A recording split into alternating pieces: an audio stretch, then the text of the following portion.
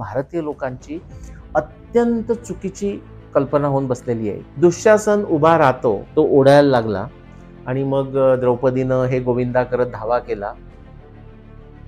गोविंद तिकडे झोपले होते द्वारकेला. ते झोपेतून उठले आणि मग त्यांनी आपल्या मॅजिक प्रकारानं साड्या पुरवल्या. असं फरफटत किंवा ओढत एका माणसानं परपुरुषानं हात लावून आणणं, मध्ये त्या एकवस्त्रामध्ये उभं करणं सगळ्या दरबारामध्ये, की ज्याच्यावर तिच्या परमिशन शिवाय सूर्याचा प्रकाश सुद्धा येऊ शकत नाही. अशा व्यक्तीला इतकं आणलं गेलं, फरफटत आणलं गेलं, तिची नाचक्की म्हणजे अशी निर्भत्सना करण्यात आली, असं तिला खाली हे गेलं. हेच वस्त्र राधेचं बाय द वे वर्णन म्हणजे आपल्याला उपलब्ध ग्रंथात तरी जयदेव म्हणजे त्याने गीतगोविंद लिहिलं तोपर्यंत ते येत नाही. गोपींचं वर्णन आहे, पण राधा असं जे वर्णन आहे ते जयदेवाच्या गीतगोविंदापर्यंत आपल्याकडे उपलब्ध नाही. महाभारतात नाही, हरिवंशात नाही, भागवत पुराणात नाही. गोपी आहेत, गोपी बरोबर शरदातला डान्स, पण राधा हे कॅरेक्टर त्याच्यामध्ये आपल्याला मिळत. कर्ण हा अत्यंत काय म्हणूया द्वेषी, खुनशी, अत्यंत कद्रू मनाचा असाच कर्ण आहे. भीमानं आता तुम्ही आता भीमाकडे धनुष्य सव्यसाचीन दूर राहू दे, धनुष्यानं करतो असं म्हणताय. भीमानं धनुष्य युद्धामध्ये महाभारत युद्धाच्या वेळी कर्णाला 17 वेळा पराभूत केलेलं आहे. की कृष्ण जो देव असेल तो जरासंध कसा पराभव करेल? तर जे जरासंधाने 17 वेळा यांचा पराभव केला त्यांनी ते उलटं करून टाकलं. हरिवंशामध्ये पण आणि भागवत पुराणांमध्ये पण की कृष्णानेच त्यांचा 17 वेळा पराभव केला जरासंधाचा. आणि मग तो मथुरेला पळून कशाला गेला द्वारकेला? काहीच पत्ता लागत नाही. आता नारदांना म्हटलेलं आहे की त्यांना सगळ्या टाइम ट्रॅव्हल करता येत होतं किंवा स्पेस ट्रॅव्हल करता येत होतं, राईट? ते ही वॉज वेलकम एव्हरीवेअर. मी आत्ताच्या काळामध्ये विचार करून बघा, असा कोण आहे की जो सगळीकडे वेलकम असतो? म्हणजे पत्रकार. तर ॲक्च्युली ते पत्रकारच आहेत. फक्त मी असं म्हणताना म्हणतो की सत्याचं अन्वेषण करणारे पत्रकार. आता तसं नेसेसरी सगळीकडे राहिलंय असं नाही, म्हणजे यू कॅन बाय देम. पण युधिष्ठिर हा आपल्या मराठी साध्या भाषेत सांगायचं तर रड्या माणूस आहे. आता हे सुद्धा लोकांना शॉक होईल आणि लोकांना आवडणार नाही, पण त्यांनी महाभारत वाचावं आणि बघावं किती वेळा तो रडे आहे. प्रत्येक वेळी कोणतरी येऊन त्याला प्रॉपअप करतं. कृष्ण असं म्हणायचं की हे द्रौपदी तुझं अगदी म्हणणं खरं आहे की त्यावेळी मी तिथे नव्हतो, त्यावेळी मी थांबवू पण शकलो नाही, पण मी स्पीड पोस्टनं साड्या पाठवल्या की नाही असं तर म्हणायला पाहिजे ना. म्हणजे ते तरी केलं की नाही? तो काहीच म्हणत नाही, उलट तो काहीच बोलत नाही, उलट तो काय बोलतो ते सांगतो. गप्पा मस्ती आणि पॉडकास्ट विथ भार्गवी चिरमुलेच्या पुढच्या भागात मागच्या भागात आपण जे धक्के घेतले होते ते घेऊनच आता पुढे जाऊया. पण यावेळेला महाभारत हा विषय आहे.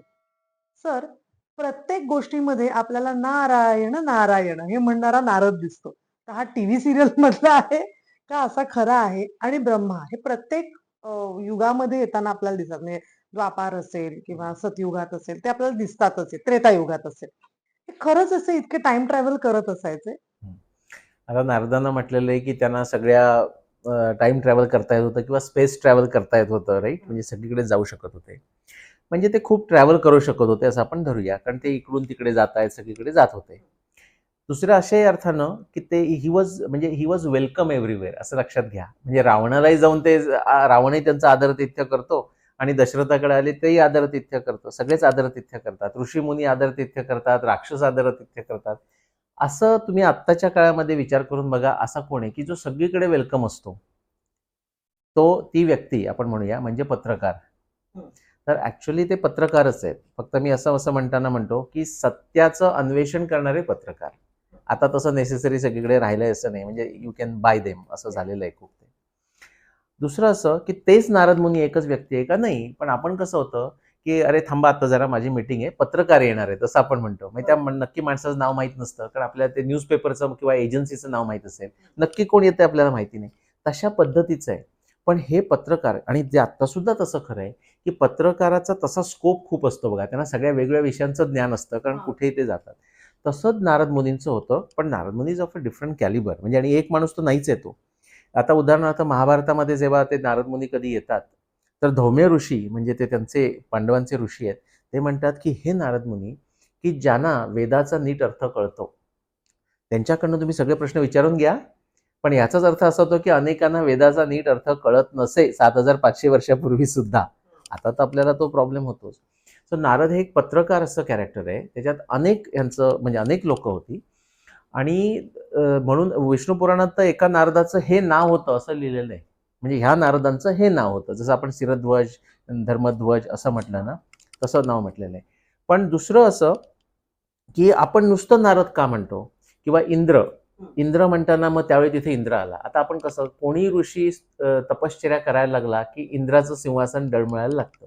म्हणजे काय बघा, आजच्या ह्याच्यात जर आपण तुम्ही विचार केलात तर एखादा माणूस त्याच्या तपोबलामुळे, विज्ञान, त्याची शक्ती, त्याचं एंटरप्रेन्योरियल स्किल अशानं जर पॉवरफुल झाला, तर जे एक्झिस्टिंग लोक पॉवरमध्ये आहेत त्यांची खुर्ची हालायला लागते.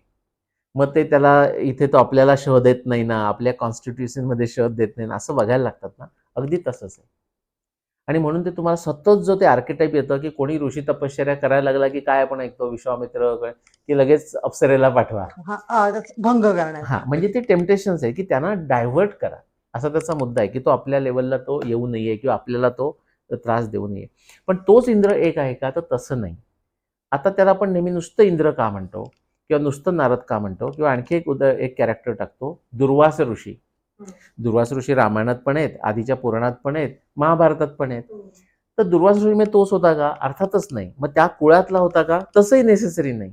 याचा अर्थ असा, दुर्वास म्हटल्यानंतर तुमच्या डोळ्यासमोर काय लगेच लक्षात येतं सांगा?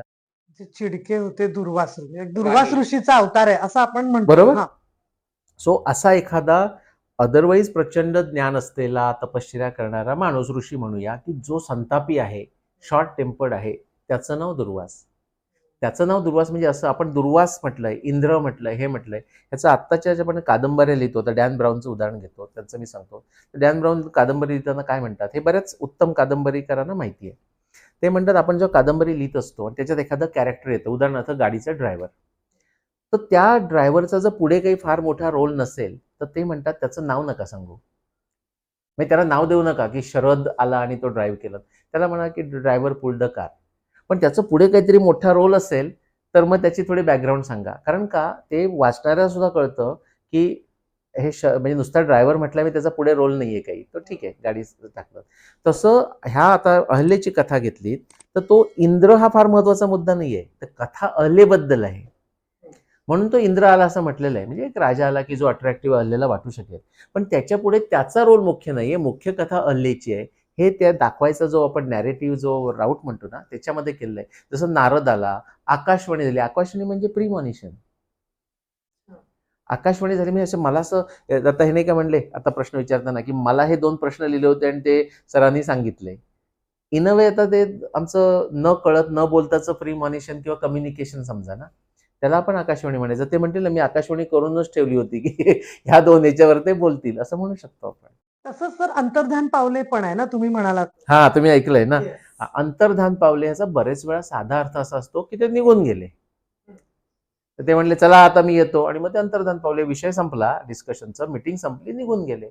आणि अंतर्धान म्हणजे जसं सिद्धींचे आपण हे डिस्कस केलं, तसं खरोखर त्यांना अदृश्य होणं वगैरे होतं का? तर आता पातंजली योगसूत्र म्हणतातच, मला कोणी माहिती नाहीये माणूस, पण ते म्हणतात असं असं जर तुम्ही गोष्टी करू शकलात, असा तुमचा निर्धार असेल, अहिंसा सत्यमस्तेय करत जर तुम्ही पुढे गेलात, असंग्रह करत गेलात, तर तुम्हाला ही सिद्धी प्राप्त होऊ शकते, असं त्यांनी म्हटलेलं आहे. आता ती कशी आपल्याला माहिती नाही. आपल्याला माहिती आहे पक्षी लाईट होऊ शकतात, नाही उडू शकतात, काहीतरी वेगळं असेल. तसं म्हणजे त्या अर्थाने ब्रह्म, त्या अर्थाने इंद्र, त्या अर्थाने नारद हे फॉर्म मध्ये त्या त्या वेळेला त्या त्या युगांमध्ये आपल्याला दिसत. करेक्ट. सर एक माझ्यासाठी छोटा प्रश्न असा आहे की पहिला सतयुग, मग द्वापार, मग त्रेता आणि आता आपलं चालू आहे तो कलियुग. सो द्वापार तिसरा आहे ना, त्रेता आधी आहे. सो रामायण त्रेतायुगात झालं. आणि द्वापार युगात महाभारत. बरोबर.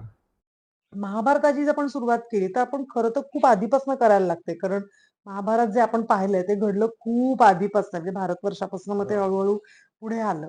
मग आता आपण मेन महाभारताकडेच येऊया, कारण Yes. एवढं मागे गेलो मागे तर जाण्यात काही अर्थ शक्यच नाही. नाही हो. होणार. म्हणजे ते पांडव येतात, मग धृतराष्ट्र येतो, मग गांधारी येते, मग कुंती, आणि मग सगळ्यात महत्वाचं कॅरेक्टर येतं द्रौपदी आणि कृष्ण. तुम्ही या सगळ्या कॅरेक्टर्स विषयी काय सांगाल? म्हणजे कोणत्या अँगल्सने म्हणायचंय तुम्हाला? अ, आपण असा एक विचार करूया की ही सगळी कॅरेक्टर्स तर लोकांना माहिती आहे, पण काही काही कॅरेक्टर्स विषयी आपल्या मनामध्ये खूप वेगळे विचार आहेत. हा. म्हणजे जसं कृष्ण म्हटल्यानंतर कृष्ण 2 भागांमध्ये आपल्याला दिसतो. एक तो गोकुळात असलेला कृष्ण, आणि मग तो जेव्हा हस्तिनापुरात आला, हे 2 वेगळे कृष्ण बघायला मिळतात. बरोबर. ते आहे. किंवा आपण असं म्हणाल कर्ण, हे तर अतिशय महत्वाचं कॅरेक्टर आहे. त्याच्याविषयी आपल्या मनात खूप रोमॅन्टिसिझम आहे. हो. पुस्तकांमधनं वाचलेला, मग तो राधेय असेल, कौंतेय असेल, किंवा सूतपुत्र सूतपुत्र असेल आणि मोठी कादंबरी कुठली ती म्हणजे शिवाजी मृत्युंजय मृत्युंजय. मृत्युंजय मृत्युंजय असेल. ह्यातनं एक वेगळा कर्ण दिसतो. पण खरा कर्ण वेगळा आहे असं म्हटलं जातं. किंवा महाभारतामध्ये भीमाचा उल्लेख खूप कमी आहे. बरोबर. जो भीम तर खूप महत्वाचा कॅरेक्टर आहे. आपण या कॅरेक्टर विषयी ठीक बोलूया आहे, असं ठीक मला आहे. वाटतं. सुरुवात अशी करतो मी, की या रामायण काय किंवा महाभारत काय, आपल्या म्हणजे भारतीय लोकांच्या मनात म्हणूया आणि इतर जगातल्या, पण इतर जगातले लोक काही फार त्याच्याबद्दल विचार करत बसले नाहीत. पण भारतीय लोकांची अत्यंत चुकीची कल्पना होऊन बसलेली आहे, की हे मिथॉलॉजी आहे. तर तसं अजिबात नाही. हे याचं मुख्य कारण म्हणजे कारणं बरीच आहेत, पण त्यांनी स्वतः ते वाचलेलं नाही. बरं, मी तुम्हाला मगाशी म्हटलं, की वाचताना सुद्धा तुम्हाला लेखकाचं वाचता आलं पाहिजे. तुम्ही मला परत सब्जेक्टकडे आणा, मी त्याचं एक उदाहरण देतो, की हे सगळं कुठच्याही म्हणजे रामायण असो, महाभारत असो, पुराण असो, त्याचं एक वैशिष्ट्य असं, की मी म्हटलं ना, की सुरुवातीपासून सुरू करतात ते. कुणा तुम्हाला गेस करायला ठेवत नाही. सृष्टीचे निर्माण कसं झालं इथपासून सुरुवात करतात सगळे ग्रंथ. ते म्हणतात, की ब्रह्मानं ही सृष्टीची निर्माण केली. आणि मग तो म्हणतो, की ब्रह्मानं हे कुरु, पुरु, यदू हे वंश कसे निर्माण केले हे मी तुला सांगतो. असं ते तुम्ही जर आदी पर्वामध्ये गेलात महाभारताच्या, तर 75वा जो अध्याय आहे त्याच्यामध्येही सुरुवात होते समजा अशी. ते सांगितल्यानंतर तो पुढे सांगतो, की अच्छा मग हा राजा मनू होता, स्वयंभू मनू होता, त्याला 10 पुत्र होते, अशी सगळी वर्णनं येतात. आता हे मी तुम्हाला मुद्दाम सांगतोय कशा करता तरी. तुम्ही जॅपनीज गार्डन कधी बघितले? त्याचं काय तुम्हाला वैशिष्ट्य काय लक्षात आलंय? नाही तर मी सांगेन तुम्हाला, पण काय वैशिष्ट्य म्हणजे बाकीच्या गार्डनपेक्षा जॅपनीज गार्डनचं वैशिष्ट्य काय असतं? बाकी फुलं झाडं वगैरे सगळं ठीक आहे. एक वैशिष्ट्य असं असतं, आता परत येतं तर मी जालत्या तुमच्या लक्षात येईल, की ते सगळं मुद्दाम ती बनवलेली असते. पण ते बनवताना असं एक निसर्गाचं त्यांनी लक्षात घेतलेलं असतं, की ज्या फुटपाथ असे ठेवतील ना दगड, ते दगड असे एकदम परफेक्ट काँक्रीट चौकोनी नाही करणार ते. असा रफ ओबड-धोबड दगड ठेवतील. तो त्यांनी मुद्दाम लावलाय. त्यांनी तो सिलेक्ट केलाय, की असाच मला ओबड-धोबड हवाय. पण थोडक्यात सांगायचं म्हणजे जॅपनीज गार्डनचं हे वैशिष्ट्य समजलं जातं, की जिथे निसर्ग कुठे संपला आणि कृत्रिमता कुठे सुरू झाली आणि कृत्रिमता कुठे संपली आणि परत निसर्ग कुठे सुरू झाला हे सांगता येत नाही. आता हे मी उपमान म्हणजे मेटाफोर म्हणून घेतोय. तसं आपल्या महाभारत रामायणाचं आहे. हे जर तुम्हाला कळलं नाही तर लोकांचं वाचताना कन्फ्युजन होतं, की अरे हे मी काय वाचतोय? हे खरोखर इतिहास आहे का? ते असं आहे. आता मी तुम्हाला सांगितलं ब्रह्मानं सुरू केलं आणि यदूचा इतिहास सांगतो. ते करता करता पुढे म्हणतो मनू असा होता, स्वयंभू मनू होता. मग अदिती हे वगैरे झाले. त्याला त्या एका दक्षाला समजा किंवा प्रजापतीला एवढ्या कन्या होत्या. त्यातल्या आता बघा, हे असं बोलता बोलता म्हणजे त्यात आपल्या माणसांचं चाललंय, त्यातून तो निसर्गात आणि कॉस्मॉत केव्हा गेला कळत नाही. तो म्हणतो त्यातल्या त्याने 10 कन्यांचा विवाह धर्माबरोबर करून दिला. त्याचा धर्म माणूस नाहीये तिथे. ते धर्म म्हणजे काय हे जो मनुस्मृतीमध्ये तो सांगतो म्हणजे अहिंसा, सत्यम, अस्तेय त्या 10 गोष्टी आहेत. अच्छा. त्याच्या पुढे तो म्हणतो आदित्याबरोबर 12 आपल्या मुलींचं लग्न करून दिलं. ते आदित्यचे 12 महिने 13 ऍक्च्युली, कारण अधिक महिना पण येतो. अधिक महिना 13 येतो. महिना आणि चंद्राबरोबर त्याने आपल्या 27 मुलींचं लग्न करून दिलं.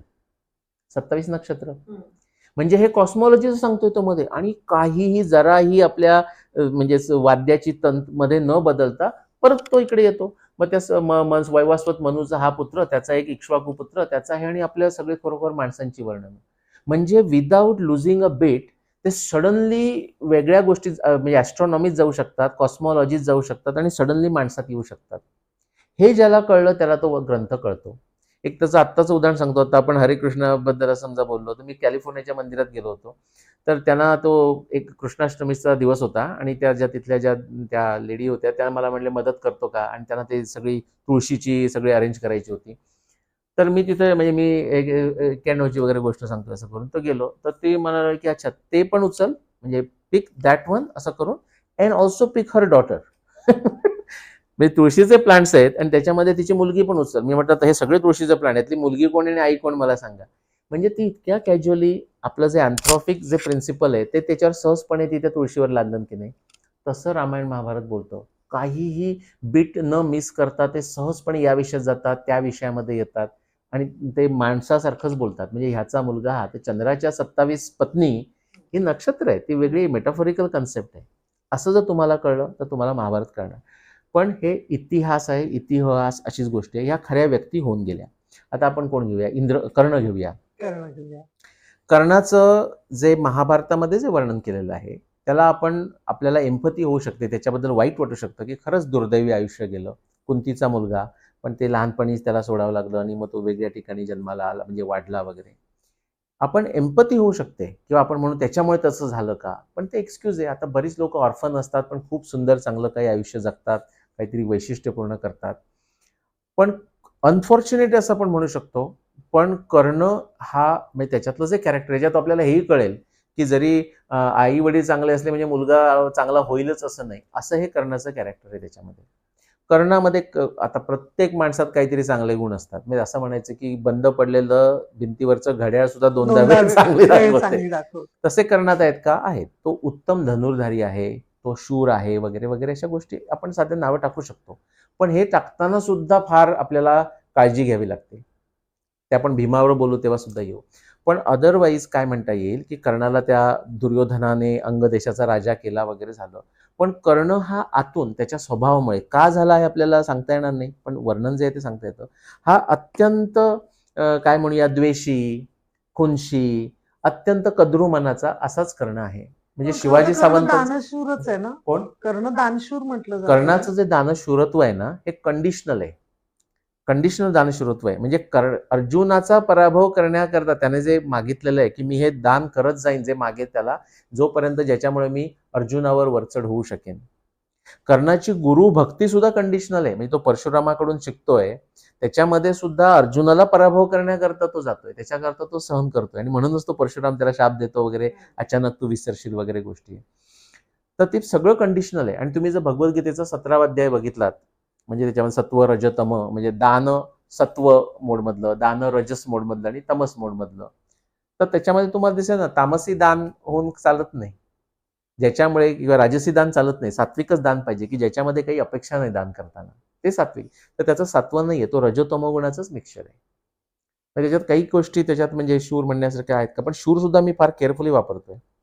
तुम्हाला हे माहिती आहे का, आता तो धनुर्धर आहे. भीम म्हटल्यानंतर तुमच्या समोर काय येतं? भीम काय करतो? त्याचं मुख्य शस्त्र काय? गदा. गदा. नंतर अर्जुन म्हटल्यानंतर काय? धनुष्य. धनुष. अर्जुनाबद्दल एक विशेष शब्द तुम्हाला माहित असेल, काय आहे? सभ्यसाची. Very good. की महाभारतामध्ये अर्जुन हा सव्यसाचीन म्हटलेला आहे, म्हणजे ॲम्बिडेक्स्ट्रस.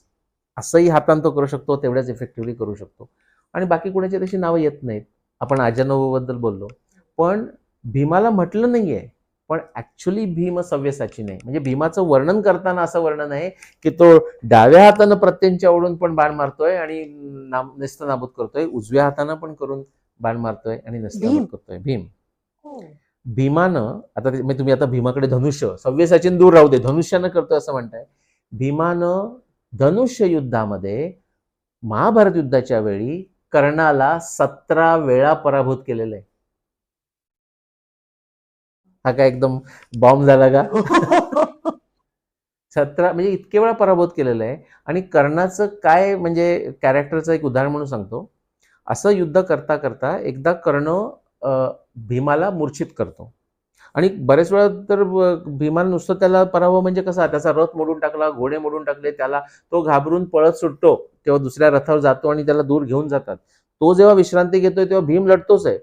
परत कर्ण येतो आणि त्याच्याशी लढायला लागतो, परत त्याला भीम पराभूत करतो. म्हणजे बघा, जो थकलेला माणूस आहे तो करतोय असं. असं करताना एकदा कर्ण भीमाला मूर्छित करतो. त्यानंतर तो भीम उठल्यानंतर परत युद्धाला येतो. तर कर्ण त्याला असं मोठं बडाया सांगतो की काय तू आता मी तुला मूर्छित केलं, परत कसली हिंमत करून आलास? अरे तू 17 वेळा तुझं हे झालं होतं. आणि इतकं स्पष्ट आहे, इतकं स्पष्ट आहे ते, म्हणजे विचारूच नका तुम्ही. आता भगवद्गीतेचा जो सुरुवातीचा जो श्लोक आहे ना, तो इव्हन दुर्योधन हे सांगतोय, म्हणजे शत्रूनं केलेली प्रशंसा मानता येते. त्याच्यामध्ये तो काय म्हणतोय, आमच्याकडचे जे वीर आहेत ते कसे आहेत बघ. म्हणजे भीष्म स्वतः, आपण हे भीष्म, यशस्वी, कृपकर्ण तो, अश्वत्थामा, असं सगळी तो नावं सांगतोय. आणि तो कशासारखे म्हणतोय की जसे पांडवांकडे कोण आहेत म्हणतो तो, युद्धी भीमार्जुना सम. भीम हा तुम्ही जर वर्तकांचं पुस्तक वाचलं स्वयंभू म्हणून, तर स्वयंभू हे भीमाला उद्देशून लिहिलेलं आहे. तर भीम हा हिरो आहे त्याचा. इव्हन जेव्हा सगळीकडे वर्णन येतं तेव्हा असंच वर्णन येतं की भीष्माचार्य सुद्धा त्याला म्हणतात, ते द्रौपदी वस्त्रहरणाच्या वेळी वगैरे असं भीष्माचार्य त्याला म्हणतात की भीमा आत्ता तू शांत हो, शेवटी सगळा जो प्रताप व्हायचा आहे तो तुझ्याच हातून व्हायचा आहे. एवढी भीष्मांना सुद्धा खात्री आहे भीमाबद्दल. सगळे द्रोणाचार्य तसंच म्हणतात. तुम्ही साई स्वरूपा अय्यर नाव ऐकलंय? एक रायटर्स आहेत, त्या अशा रुक्मिणी वगैरे अशा याच्यावर लिहितात. त्या 18 दिवसांच्या युद्धाचा एकदम डिटेल अभ्यास करत होत्या. त्यावेळी मी त्यांना सांगितलं, की आणखी काही खगोलशास्त्रीय संदर्भ मिळाले तर माझे काही राहिले असते तर सांगा. त्यांनी ते काम केलंच. पण ते लिहिण्यापूर्वी त्या मला असं एकदा त्यांनी म्हणाल्या, की "पण निलेशजी, तुमचा एवढा अर्जुनावर राग का?" म्हटलं, "माझा नाही बाबा अर्जुनावर राग." असं करून. "नाही, नाही, पण तुम्ही भीमाला वर ठेवता." तर मी म्हटलं, "मी नाही ठेवत. महाभारतामध्ये व्यासाने तसं लिहिलेलं आहे ते मी तुम्हाला सांगतोय." तर त्यांनी काय केलं, सगळे असे प्रत्येक युद्धातल्या फाईट म्हणतो ना आपण, त्या सगळ्या लिहून काढल्या. कोण पराजित झाला, कोण पळून गेला, हे त्यांनी सगळं, आणि खूप आहे होते. म्हणजे त्याच्यावरून सुद्धा जो साधारण बुद्धी असलेल्या माणसाला कळेल की हा इतिहास आहे. नाही तर कंटाळवाणा प्रकार आहे. ह्याने 17 बाण सोडले, त्याने 8 सोडले, ह्याने 15 सोडले, त्याने 20 सोडले. अरे काय चाललंय काय? थांबवा की आता. असं नाहीये. तर त्यामध्ये त्यांनी सगळ्यांनी कोणी किती युद्ध जिंकली असं त्यांनी केलं. पांडवांच्या बाजूनं साई स्वरूपानं केलं, कौरवांच्या बाजूनं केलं, आणि त्यात सगळ्यात जास्त युद्ध जिंकलेला माणूस भीम येतो. तो त्यांनी जो पाय चार्ट केला ना, तो टाकला होता आणि म्हणाला की त्यांनी म्हणाले की हा मी निलेशला डेडिकेट करते चार्ट. कारण मी भीम मी म्हटलं, आणि अर्जुन 2 नंबरला आहे, म्हणजे तो काही प्रश्न नाही. सो कर्णाचं फार म्हणजे मनोवृत्ती फार विचित्र आहे त्याची. सगळीकडे विचित्र आहे, आणि म्हणूनच ते कर्णाचा शेवटी जो अर्जुन मारतो, तेव्हा ते कृष्ण जे लेक्चर देतो ती उत्तम समरी आहे त्याची. आता हे आपल्या लेखकांना काय झाल्याचं मला खरंच उत्तर माहिती नाही. म्हणजे रणजित देसाई काय राधे लिहिणारे, आणि शिवाजी सावंत काय मृत्युंजय. म्हणजे असं काय म्हणूया आपण, आर्ट म्हणून तर सुंदरच आहे. मी दोन्ही वाचलेली आहेत. मी शिवाजी सावंतांचं मृत्युंजय तर इतकं प्रसिद्ध झालं की काय विचारू नका. राधे सुद्धा मी वाचलेलं आहे. तर ते सुंदर आहे, म्हणजे ॲज अ कलाकृती म्हणून सुंदर आहे. पण त्याला जर तुम्ही ऐतिहासिक जर फाउंडेशन असेल तर तो अत्यंत चुकीचा आहे. म्हणजे कर्ण हा मत्सरी आहे. बऱ्याचशा दुर्योधनाच्या ज्या वाईट गोष्टी आहेत ना, म्हणजे अगदी भीमाला विष घालण्यापासून ते द्रौपदीचं वस्त्रण करण्यापर्यंत, द्रौपदीला वेश्या म्हणणारा कर्ण आहे. किंवा आता तू बटीक झालेली आहेस, आता तुझे पती कोण याचा काही संबंध नाही, तू कुणाजवळ राहू शकतेस, ये इथे बस, असं म्हणणारा कर्ण आहे. दुर्योधनानं मांडी दाखवली असेल, पण दुर्योधनाला उद्युक्त करणारा कर्ण आहे. आपण जी एक गोष्ट ऐकली व्हॉट्सअप युनिव्हर्सिटीमधनं असं म्हणूया आपण, की जेव्हा अर्जुन कर्णाचा रथ काय म्हणतात त्याला, बाण सोडायचा हो, रथ मागे जाण्यासाठी, हो. तेव्हा त्याचा रथ मागे जायचा, आणि मग जेव्हा कर्ण अर्जुनाचा रथ मागे न्यायचा तेव्हा अर्जुन वावा कर आपला सॉरी कृष्ण वावा करायचा. तर मग अर्जुनाने विचारलं की तू असं का करतोयस? तर म्हणाले तू त्याचा रथ मागे नेतोयस कारण तू धनुर्धर आहेसच. पण आपल्या अ, वरती हनुमान बरोबर, बसलेले आहेत. ते असताना तुझा एवढा जर मागे जातो म्हणजे कर्ण केवढा बरोबर, मोठा धनुर्धर असेल. बरोबर. ही गोष्ट आम्ही ऐकली. हो, मग ही कितपत खरी बरोबर. होते मग? तर ती अजिबात खरी नाही. त्याच्यामध्ये कर्ण हा उत्तम धनुर्धर होता, हा हा तो मुद्दा आहे त्यातला. म्हणजे अतिशयोक्ती अलंकारानं सांगायचे आपल्याला. हां. पण असं आहे की अर्जुन तर प्रचंडच होता. म्हणजे द्रोणाचार्यांची ती प्रतिज्ञाच आहे की मी अर्जुनासारखा सगळ्यात सर्वप्रथम करून टाकेन, त्यांनी ती खरी केलेली आहे. बरं, आपण जो हनुमानाचं म्हणतो, तो ॲक्चुअली हनुमान नाहीये. त्याचा नंतर हनुमान झाला. तर प्रत्येक प्रत्येक योद्ध्याच्या रथावर एक त्याचं विशेष चिन्ह असायचं. हं. ते अर्जुनाच्या ह्याच्यावरचं हनुमान म्हणजे मंकी आहे. मंकी आहे. म्हणजे वानर आहे असं आपण म्हणूया. हनुमान नाहीये. मग त्याचा तो आपल्या काळाच्या ओघामध्ये तो हनुमान झाला. पण ठीक आहे. तो ते वानर हे चिन्ह आहे, तो पताका आहे. तो ध्वज आहे. त्याचा काही संबंध नाही. ह्याच्या पुढची मी तुम्हाला कथा सांगतो. म्हणजे प्रवचनकार जेव्हा रंगवून रंगवून सांगतात, ते असं आहे की अर्जुनानं मारलं की त्याचा समजा एक किलोमीटर मागे गेला. एक्झॅजरेशनच सांगायचं. कर्णाचा मागे गेला. कर्णानं मारलं की ह्याचं 10 मीटर मागे जायचं. अशी मी कथा ऐकलेली. आणि कृष्ण त्याचं कौतुक करतोय हां. कर्णाचं. मग अर्जुन म्हणतो, "अरे हे काय चाललंय? मी 1 किलोमीटर मागे पाठवला, त्याचा फक्त आपला 10 फक्त मीटर गेला, तरी तू त्याचं कौतुक करतोयस." मग असं आहे की कृष्ण वर मारुतीला, हनुमानाला हे करतो की जरा खाली उतर बघू. ओके. आणि मग कर्ण जेव्हा बाण मारतो, तेव्हा ह्याचा पूर्ण रथ आकाशात गरगर गरगर फिरायला लागतो. अशी ती प्रवचनकारांची कथा आहे. ह्याच्यामध्ये फक्त कर्ण हा सुद्धा एक उत्तम योद्धा होता असं वर्णन आहे. पण असं एक माझा असा म्हणजे कुणाचा तरी मी ऐकलेला पण माझा फेमस कोट आहे की do not trust 100% of what people say, trust only 50% of what they do. आता ते व्हॉट दे डू म्हणजे ऍक्च्युली झालं, जर तुम्ही महाभारत वाचायला गेला तर तुमच्या लक्षात येईल की कर्ण हा म्हणजे तो युद्ध करतोय आणि त्याला तसं चांगलं येते वगैरे, ठीक आहे. आणि त्याचं अगदी दुर्योधनाची सगळी भिस्त त्याच्यावरच आहे. पण खरं दुर्योधन सुद्धा एवढा मूर्ख नाहीये. दुर्योधनाची खरी भिस्त भीष्मावरच आहे. म्हणून कर्ण 10 दिवस पहिले युद्ध न करता बाहेर बसला, दुर्योधनाला काही प्रॉब्लेम नाही झाला. त्याला जो जिंकायचंय तो म्हणेल, अरे माझा मी एवढा जो महत्वाचा योद्धा आहे तो बाहेर कशाला ठेवू? त्याला एवढा खात्री आहे की भीष्माचार्यच करतील असं.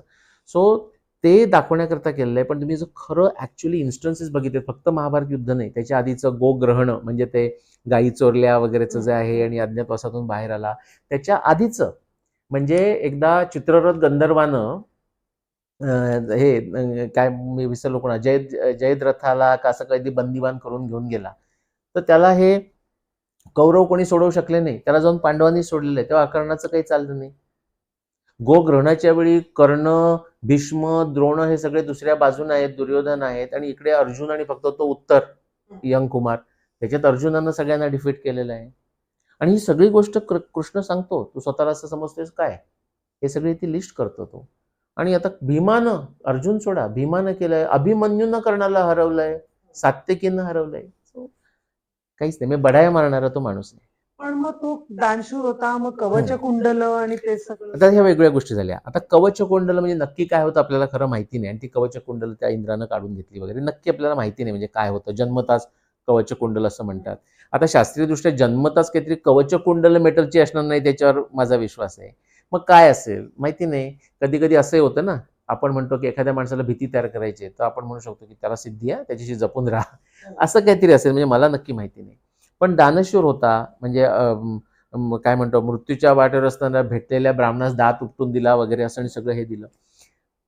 तो दानशूर होता. पण मगाशी जर सांगितलं तसं त्याचं ते राजसी आणि तामसिक दानप्रवृत्ती होती. अर्जुनाला केवळ मारायचं आणि अर्जुनापेक्षा मी श्रेष्ठ असलो पाहिजे, ह्या सगळ्या विचारानं प्रेरित झालेली ती गोष्ट होती.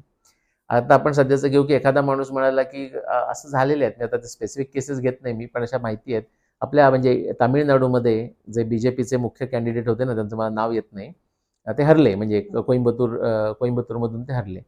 पण जी दुसरी पार्टी होती म्हणजे काय ती डीएमके काय असेल ती, त्यांनी एवढा पैसा खर्च केला की याला हरवायचंच.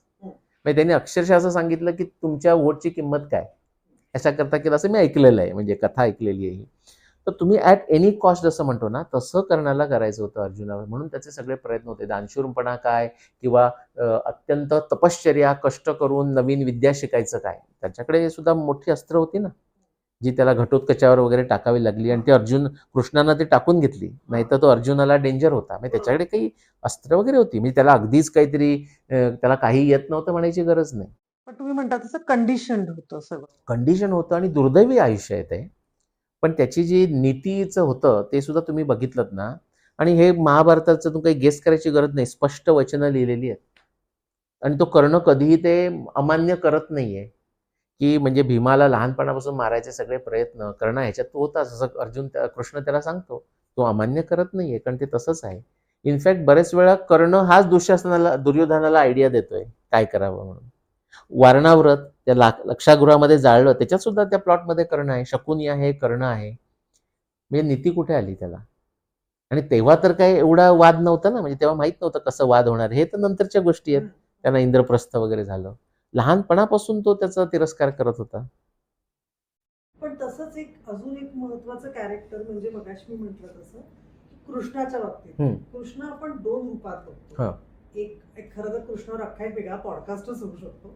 पण कृष्ण एक गोकुळातला वेगळा आहे, जो राधे बरोबरचा आहे, जो बासरी वाजवणारा आहे, आणि एक तो हस्तिनापुरात म्हणजे इथे पांडवांबरोबर आल्यानंतरचा. त्या कृष्णापेक्षा मीच जसं राधाविषयी आपण नाही, मीच पेक्षा असं आपण म्हणूया, त्याचे दोन असायची कारण आहेत त्याची. महाभारतातला जो कृष्ण आहे तो आपल्याला म्हणजे वाचकाला जो खऱ्या अर्थाने येतो तो द्रौपदी स्वयंवरात. त्याच्या आधी कृष्ण कुठे नाहीये. तो द्रौपदी स्वयंवरामध्ये येतो, तिथे तो हे ब्राह्मणाच्या वेशातल्या पांडवांना ओळखतो आणि तो बलरामाला आणि इतर सात्विकी जे कोण असते त्याला सांगतो की हे पांडव आहेत, अशा अर्थाचं. म्हणजे ते रिलेशन असलं तरी त्यांना तोपर्यंत तो भेटला नाहीये किंवा मोठे झाल्यावर भेटला नाहीये तो. सो तिथेच तो पहिल्यांदा भेटतो. तो जो काळ आहे म्हणजे 5600 BC, म्हणजे ते जे द्रौपदी स्वयंवर जेव्हा आहे तेव्हा अर्जुन, द्रौपदी 16 वर्षाची आहे, ओके, नीलकमलांचा सुगंध येतोय तिला असं, पण अर्जुन त्यावेळी म्हणजे पांडव, पण अर्जुन त्यातला 33 वर्षाचा आहे त्यावेळी, असाच्यामध्ये. आणि त्यानंतर मग ते बाकीचे तुम्हाला पुढचे प्रसंग माहिती आहेत. तर तो जो कृष्ण आहे महाभारतातला तो म्हणजे राजा असलेला, स्ट्रॅटेजिस्ट, स्टेट क्राफ्ट शिकलेला हा कृष्ण आहे. आता जो गोकुळातला कृष्ण आहे त्याचं कोणतंच वर्णन महाभारतामध्ये नाहीये. नाही नाही म्हणजे गोकुळाशी संदर्भ असं येतं, हा, म्हणजे द्रौपदी सॉरी काय त्याचं म्हणजे वसुदैव म्हणजे देवकी पुत्र असं वर्णन येतं, म्हणजे त्याचा काही संबंध नाही, पण त्याचे डिटेल्स काही नाही आहेत त्याच्यामध्ये.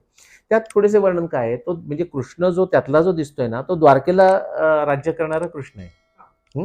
द्वारकेवरून आलेला कृष्ण आहे आणि तो सांगतो मी द्वारकेला का गेलो, जरासंधानं आम्हाला यदूंना 17 वेळा हरवलं असं महाभारतामध्ये.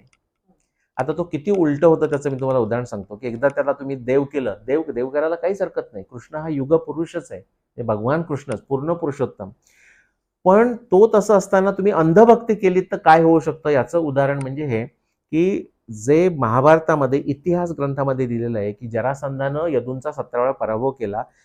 कृष्ण स्वतःच्या तोंडानं सांगतोय जरासंधाचा वध करण्यापूर्वी, म्हणजे भीमानं मारलं ना शेवटी, तो म्हणतो की त्याच्यामुळे जरासंधाच्या भयामुळे आम्ही सगळे यदू मथुरा सोडून द्वारकेला गेलो. म्हणजे रणछोडदास आणि ते रणछोडदास जी पण गोष्ट त्याच्यामध्ये आहे ती. हो हा.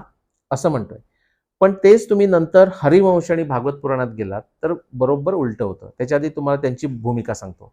महाभारत व्यासाने लिहिल्यानंतर आपल्याला जे आतापर्यंत आलेलं आहे आपल्यापुढे ते असं, की मग त्यांच्या लक्षात आलं की आपण हे सगळं मी लिहिलं म्हणजे कुरूंचा इतिहास लिहिला, कारण ते कुरु वंशाचेच आहेत ना, बरोबर, त्यांचाच तो वंश आहे खालचा. पण कृष्ण हे एवढं मोठं दैवी कॅरेक्टर, त्याच्याबद्दल मी काही फार लिहिलं नाही, फक्त महाभारताच्या अनुषंगाने लिहिलं. म्हणून त्यांनी खिलपर्व, हरिवंशाला खिलपर्व म्हणजे अपेंडिक्स असं म्हटलेलं आहे, ते त्यांनी लिहिलं. त्याचं नावच हरिवंश, म्हणजे कृष्णाबद्दल लिहिलं गेलं नाही म्हणून त्यांनी लिहिलं, की ज्याच्यामध्ये त्याच्या जन्माबद्दल लिहिलं, जन्म कसा झाला, तुरुंगात कसं टाकलं, कंसाला कसं मारलं, त्याचे सुद्धा सगळे पुरावे 6-7 सुंदर पुरावे, खगोलशास्त्रीय पुरावे हरिवंशामध्ये आहेत. म्हणूनच आपल्याला कृष्णाचं पूर्ण लाईफ टाईम करता येतं. सो ते हरिवंश झालं. ते झाल्यानंतर सुद्धा त्यांचं समाधान झालं नाही. ते म्हणले की कृष्णाची दिव्यत्व इतकं आहे की हे हरिवंशात सुद्धा नाही झालं, म्हणून त्यांनी भागवत पुराण लिहिलं. असं आपल्याला जी परंपरेनं जी आलेली कथा ती तशी आहे. पण हे दोन्ही पुराण ग्रंथ झाले आणि स्मृती ग्रंथ, म्हणजे त्याच्यात भर पडत गेली. मग जसं ते दैवत्व झालं लोकांचं झालं तसं मग त्यात भर पडत गेली. मग असं झालं की कृष्ण जर देव असेल तो जरासंध कसा पराभव करेल, तर जे जरासंधाने 17 वेळा यांचा पराभव केला त्यांनी ते उलट करून टाकलं हरिवंशामध्ये पण आणि भागवत पुराणामध्ये पण, की कृष्णानेच त्यांचा 17 वेळा पराभव केला जरासंधाचा, असं आहे. आणि मग तो मथुरेला पळून कशाला गेला द्वारकेला, काहीच पत्ता लागत नाही. तर तुम्हाला जर इतिहास खरोखर समजून घ्यायचा असेल तर विवेकबुद्धी पाहिजेच. म्हणून मग ती जी वर्णनं जी तुम्ही गोपिका किंवा अशी जी वर्णनं, त्यात राधेचं बाय वर्णन म्हणजे आपल्याला उपलब्ध ग्रंथात तरी काय नाव, जयदेव म्हणजे ते गीत गोविंद लिहिलं तोपर्यंत ते येत नाही. गोपींचं वर्णन आहे, पण राधा असं जे वर्णन आहे ते जयदेवाच्या गीतगोविंदापर्यंत आपल्याकडे उपलब्ध नाही. मी हे नाही म्हणत आहे, कारण ह्या सुद्धा नाही तर तर्कदुष्टता होते, की कोण म्हणतात की त्याच्या आधी ग्रंथ नाही उपलब्ध म्हणजे नव्हताच. त्याच्यासारखा मूर्खपणा नाही, म्हणजे absence of evidence is not evidence of absence. आधी असेलही पण आत्ता तरी उपलब्ध नाही. आत्ता उपलब्ध ग्रंथापैकी जयदेवाचा गीतगोविंद या ग्रंथात राधेचं पहिल्यांदा नाव येतं. म्हणजे भागवत पुराणात पण नाही, महाभारतात नाही, हरिवंशात नाही, भागवत पुराणात नाही. गोपी आहेत, गोपी बरोबर शरदातला डान्स आपल्या माणिक वर्मा जे गातात तसं ते सगळं आहे. पण राधा हे कॅरेक्टर त्याच्यामध्ये आपल्याला मिळत नाही. आणि मग नंतर तो हस्तिनापुरात आल्यानंतरचा एक वेगळा कृष्ण जो खूप स्ट्रॅटेजिक तुम्ही तो अगदी त्या द्रौपदी वस्त्रहरणापासूनचा तो स्ट्रॅटेजिक आहे ऍक्च्युली. द्रौपदी वस्त्रहरणापासून जो तो भेटतो पांडवांना आणि तेव्हाच त्यांचं ते गट्टी जमते असं आपण म्हणूया, म्हणजे अर्जुनाचं आणि त्याचं विशेष सख्यत्व. द्रौपदी वस्त्र नाही सॉरी, द्रौपदी स्वयंवरापासून. आणि नंतर तो त्यांचा बरोबरच त्यांच्या हा बरोबरच तो कायम आहे. हा म्हणजे द्वारकेला जातो तो, पण हा. ही इज ऑलवेज किपिंग वेअर अबाउट्स, काय चाललंय यांच्या आयुष्यामध्ये. सर तुम्ही आता आपण एक चुकून शब्द वापरला म्हणजे द्रौपदी वस्त्र राईट. असं म्हणणे तुम्हीच असं तुम्ही असं नाही, असं आपल्याला दिसतं की खरं वस्त्रहरण घडलंच नाही. मग ते नक्की काय होतं? बरं, आता बऱ्याच लोकांना तुम्ही विचारलं तर करण्यासारखंच ते म्हणतील, अरे काय तुम्ही बोलताय काय, द्रौपदी वस्त्रण झालं की आणि कृष्णानं वस्त्र पाठवली असं आहे. त्याची आपण थोडक्यात कथा बघूया. आता हे जे मी काम सांगतोय ते माझं स्वतःचं ओरिजिनल संशोधन आहे, पण त्याच्या आधी परत डॉक्टर पद्माकर विष्णुवर्तकांनी हे बरंचसं सगळं करून ठेवलेलं आहे.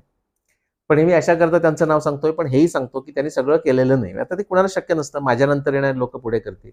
पण काही वेळा काय होतं, मी स्वतः त्यांना गुरु मानतो, पण त्यांचे जे अंध भक्त आहेत ना किंवा अंध शिष्य आहेत ना, ते सुद्धा कधी माझं एखादं पोस्ट असतं ना किंवा काही हे असतं, ते म्हणतात की हे सगळं वर्तकाने आधीच सांगून ठेवलेलं आहे.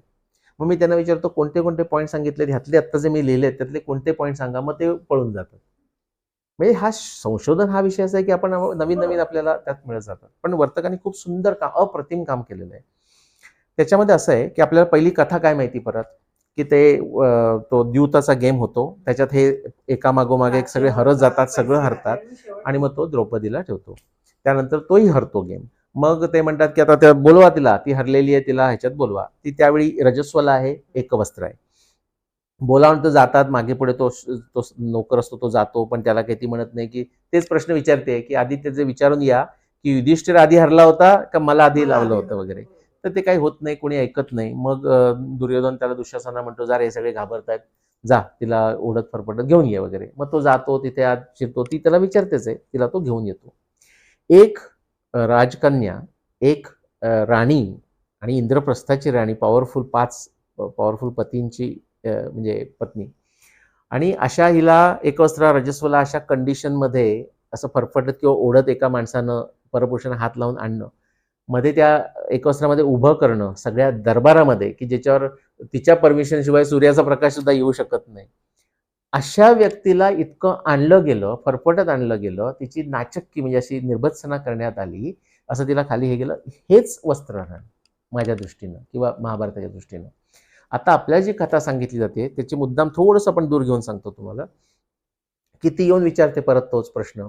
मग तो युधिष्ठिर काही बोलत नाही, तेव्हा ती भीष्माचार्यांना म्हणते की कुणीतरी धृतराष्ट्र, कुणीतरी मला उत्तर द्या की का हे बरोबर झालं होतं का, म्हणजे एम आय ट्रुली लॉस्ट असं याच्यामध्ये. तर कोणी काही उत्तर देत नाही. भीष्म म्हणतो की धर्माचं स्वरूप फार सूक्ष्म आहे, मला याचं उत्तर देता येत नाही वगैरे असं चालतं. मग विकर्ण जो कौरवांच्या बाजूचा आहे, कौरवांचा भाऊ आहे, तो उठतो आणि तो असं म्हणतो की तुम्ही इथे याचं उत्तर द्या, याचा प्रश्न अगदी बरोबर आहे. हिच्या बाजूने बोलतोय तो. मग त्यालाही गप्प करण्यात येतं. ओके, आता बघा हा मुद्दा सिक्वेन्स महत्वाचा आहे. त्यानंतर दुर्योधन दुःशासना म्हणतोय काय ह्यांचं ऐकत बसू नको, काही नको, ओढ तिचं वस्त्र, म्हणजे तो ते देतो. हा सुद्धा अपमानच आहे. दुःशासन उभा राहतो आणि तो वस्त्र ओढायला लागतो. आता इथून मी तुम्हाला 2 फाटे फोडणार आहे. त्यातली आपल्याला सगळ्यांना माहीत असलेली वस्त्रहरणाची कथा ती अशी, तो ओढायला लागला आणि मग द्रौपदीनं हे गोविंदा करत धावा केला. गोविंद तिकडे झोपले होते द्वारकेला, ते झोपेतून उठले आणि मग त्यांनी आपल्या मॅजिक प्रकारानं साड्या पुरवल्या.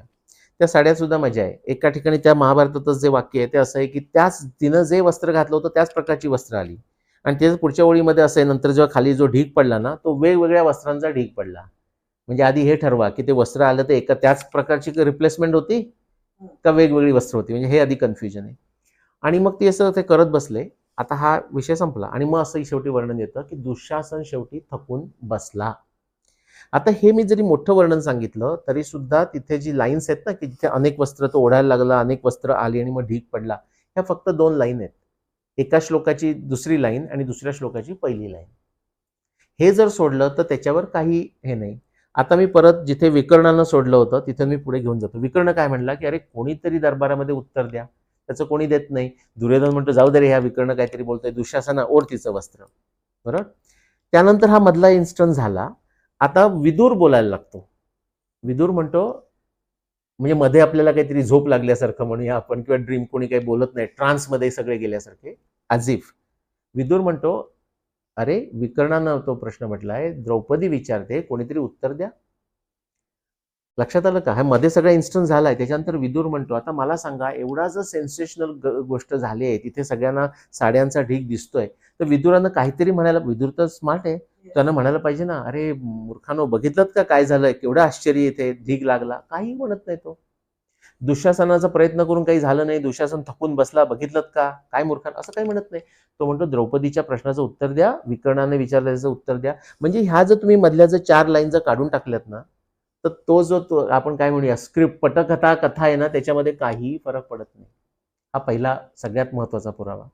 आणि मग तिथून पुढे डिस्कशन होतं. मग तो धृतराष्ट्र तिला वर देतो वगैरे, ते मी सांगत बसत नाही. मग ते जातं आणि मग परत ते दूध खेळतात वगैरे, तो भाग वेगळा. आता त्याच्यानंतर ते वनवासात जातात. वनवासात गेल्यानंतर ताबडतोब कृष्ण त्यांना भेटायला येतो जंगलामध्ये, तिथे वनवासात, वनामध्येच. ती कृष्णाला बघितल्यावर, तो तिचा सखा आहे, इतकी ती रागान जाते आणि त्याच्याकडे जाऊन सगळं आपल्या दुःख सांगायला लागते, की हे काय मी पांडवांशी उपयोग करून काय, हे पांडव माझे पतीच नव्हे, त्यांना काही झालं नाही, सगळं रडते ती. आणि ते सगळं संपल्यानंतर मग ती कृष्णावर बोलायला लागते, की अरे हे तर सोड, आता तू कृष्ण, तू माझा सखा, तू असताना हे कसं झालं? असं करून ती त्याला सगळं रुदन करून सांगायला लागते. आता मी म्हणेन ही जर आधीची घटना झाली असेल आणि कृष्णाला तर माहीत पाहिजे, द्रौपदीला माहीत पाहिजे. कृष्ण असं म्हणायचे, की "हे द्रौपदी, तुझं अगदी म्हणणं खरं आहे, की त्यावेळी मी तिथे नव्हतो, त्यावेळी मी थांबवू पण शकलो नाही. पण मी स्पीड पोस्टनं साड्या पाठवल्या की नाही?" असं तर म्हणायला पाहिजे ना. म्हणजे ते तरी केलं की नाही? तो काहीच म्हणत नाही. उलट तो काहीच बोलत नाही. उलट तो काय बोलतो ते सांगतो. तो काय म्हणतो, म्हणजे आपल्याची जी कथा आहे, की तो झोपेतून उठले आणि त्यांना ते गोविंदाला दिसलं. तो म्हणतो, "हा जेव्हा प्रकार झाला, तेव्हा मी शाल्व राजावर, जो माझा शत्रू आहे, त्याच्यावर मी अटॅक करायला गेलो होतो. मी द्वारकेतच नव्हतो. मी त्याचा तो सगळा ती मोहीम करून जेव्हा मी द्वारकेला परत आलो, तेव्हा मला ही घटना कळली आणि मी ताबडतोब तुम्हाला भेटायला इथे आलो." आणि मग तो वेगळ्या टँजंटवर जातो, की त्यांचा आपण नक्की सूड घेऊ, तुला ज्यांनी असा हात लावला त्यांचे आपण हात तोडू बिडू वगैरे आणि असं सगळं करतो. आता हे मी फक्त तुम्हाला 2 पुरावे सांगितले. उरलेल्या महाभारतामध्ये की वस्त्रहरण असं झालं नाही. म्हणजे आता जर खरोखर त्याने सक्सेसफुली केलं असेल दुःशासनानं, दुर्योधनानं, तर प्रत्येक वेळी ह्या लोकांना खिजवताना, आणि दुर्योधन अनेक वेळा खिजवतो बरोबर. युद्धाच्या आधी, तो म्हणेल ना, "अरे काय तुम्ही सगळे षंड, तुमच्या समोर मी हिचं वस्त्र खेचलं." म्हणे. असं दुर्योधन कधी म्हणत नाही. इनफॅक्ट 30 पुरावे असे आहेत की वस्त्रहरण झाले नाहीत, झालं नाही. फक्त हा जो मी तुम्हाला एक सांगितला, जो 102 ओळीचा जो पुरावा आहे, तो एक पुरावा आहे. आणि आणखी एका ठिकाणी असं भीमानं म्हटलेलं आहे, की जेव्हा द्रौपदीचं तू वस्त्रहरण करत होतास दुःशासनाला करताना, कुठे आहेत तुझे हात दाखव. पण वस्त्रहरण तो करत होता म्हणजे केलं असं होत नाही. असं अशी ती याची स्टोरी आहे. म्हणजे असा जर अभ्यास बघितला तर तिला असं आणणं दरबारात हेच मुळात तिचं वस्त्रहरण आहे. अगदी अगदीच ना. आणि म्हणजे नाचक्की करणं, तिला असं यावं लागणं, उभं राहावं लागणं, लोकांची दीनपणे म्हणजे करुणा दाखवा, पण मग ती विस्पर्श. द्रौपदीची प्रतिज्ञा की मी तेव्हाच केस बांधीन जेव्हा दुःशासनाच्या मांडीत दुर्योधनाच्या मांडीचं रक्त हा नाही, दुःशासनाचे रक्त म्हणा त्यांनी मी हे करेन, तेच बांधीन. किंवा हा. दुर्योधनाच्या दुर्योधनाचं असेल. मांडीतलं रक्त बरोबर. आणि म्हणजे त्याचा खून आणि हा, ती भीमाला सांगते हे. बरोबर आणि दुःशासनाचं रक्त आणि मी तेव्हाच केस बांधीन. त्या बरोबर केसानी बरोबर. हे पण ह्याचं कारण काय? बिकॉज दुःशासनानं तिला हातानं पकडून फरफटत आणलंय म्हणून, आणि दुर्योधनानं मांडी दाखवली म्हणून. बरं, आता त्याच्यावरच एक मुद्दा म्हणून घेतो, की नंतर जेव्हा 18व्या दिवशी भीम आणि दुर्योधन यांचं युद्ध होतं, आणि मग ते सगळे म्हणतात, की पण हे भीमानं चुकीचं केलं, गदा युद्धेच्या नियमाप्रमाणे मांडीवर मारायची नाही. ते असेल, पण भीमानं त्या द्रौपदी वस्त्रण ज्या ज्या अर्थानं आपण समजतोय आता, त्या अर्थानं करतानाच त्याने प्रतिज्ञा केलेली, की तू जी मांडी दाखवलीस ना, ती मी तुझी फोडेन. आता हे जर ठरवलं असेल तर नियमाचा काय संबंध आला?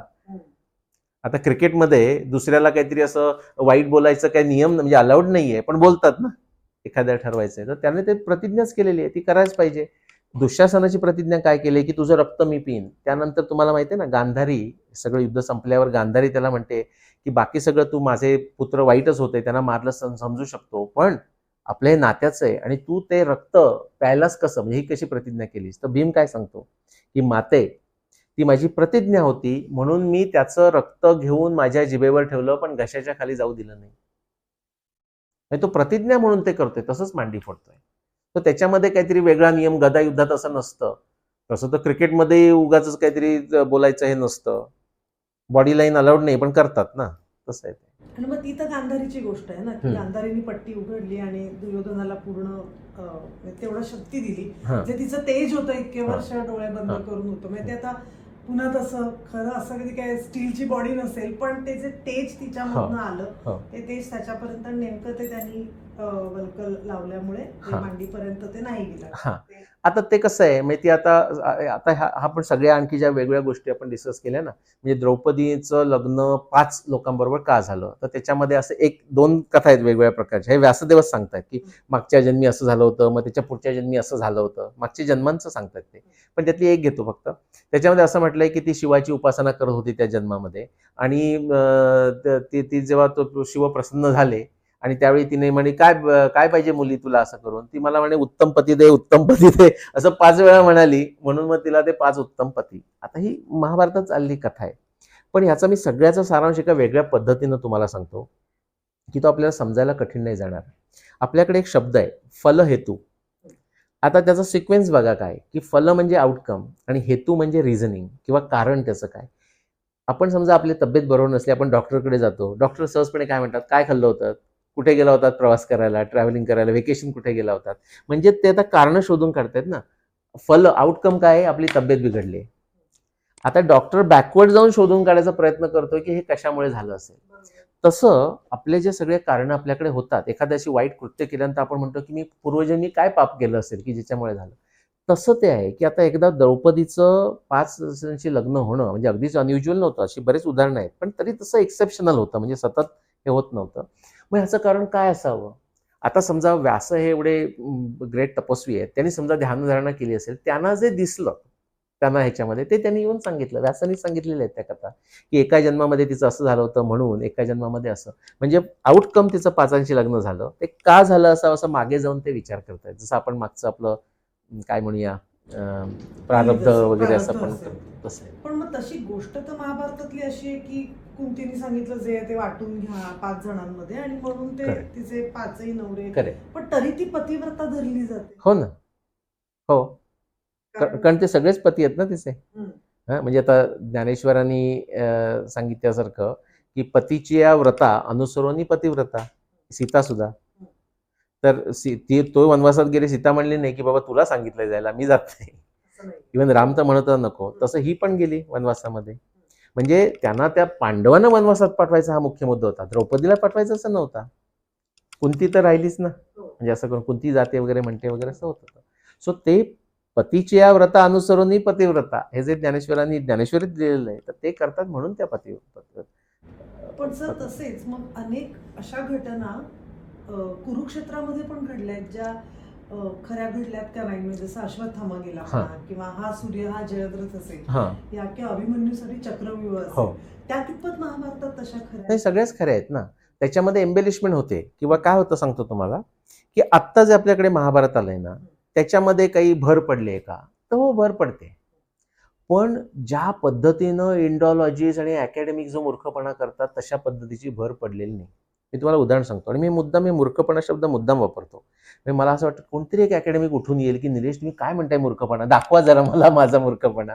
आणि त्यांनी पुस्तकं लिहिली आहेत म्हणून ते येत नाही कोणी त्यातला, कारण पुस्तक उचलून मी दाखवेन त्यांचा मूर्खपणा. आपण त्याच्यावरही बोलू थोडंसं. पण आत्ताचा काय विषय होता, सॉरी. ते तशा झाल्या का, एम्बेलिशमेंट असते. पण असं आहे की आपण आता हल्ली तर तांदूळ निवडून मिळतात, पण पूर्वीच्या काळी आता तुमच्याही लक्षात असेल की तांदूळ आपण घ्यायचो तर ते म्हणजे शिजवण्यापूर्वी त्यातले खडे काढून टाकावे लागायचे. हे जसं नॉर्मल आहे ना, तसं काळाच्या ओघामध्ये गोष्टी आणखी ॲडिशनल ॲड होतात. गजानन महाराज शेगावांची पोथी घेतली तर त्याच्यामध्ये आपण जे सांगतो पोथी वाचून त्यातल्या काही गोष्टी असतात त्या पोथीत नसतात, असं गोष्ट होत जाते. आपल्याकडे आत्ता जो महाभारत आहे ते सुद्धा 4 एसेन्शियल्स आहेत. म्हणजे कसं व्यासदेवानी क्रिएट केलं, त्याच्यावर पण एक सांगतो, मला आठवण करा.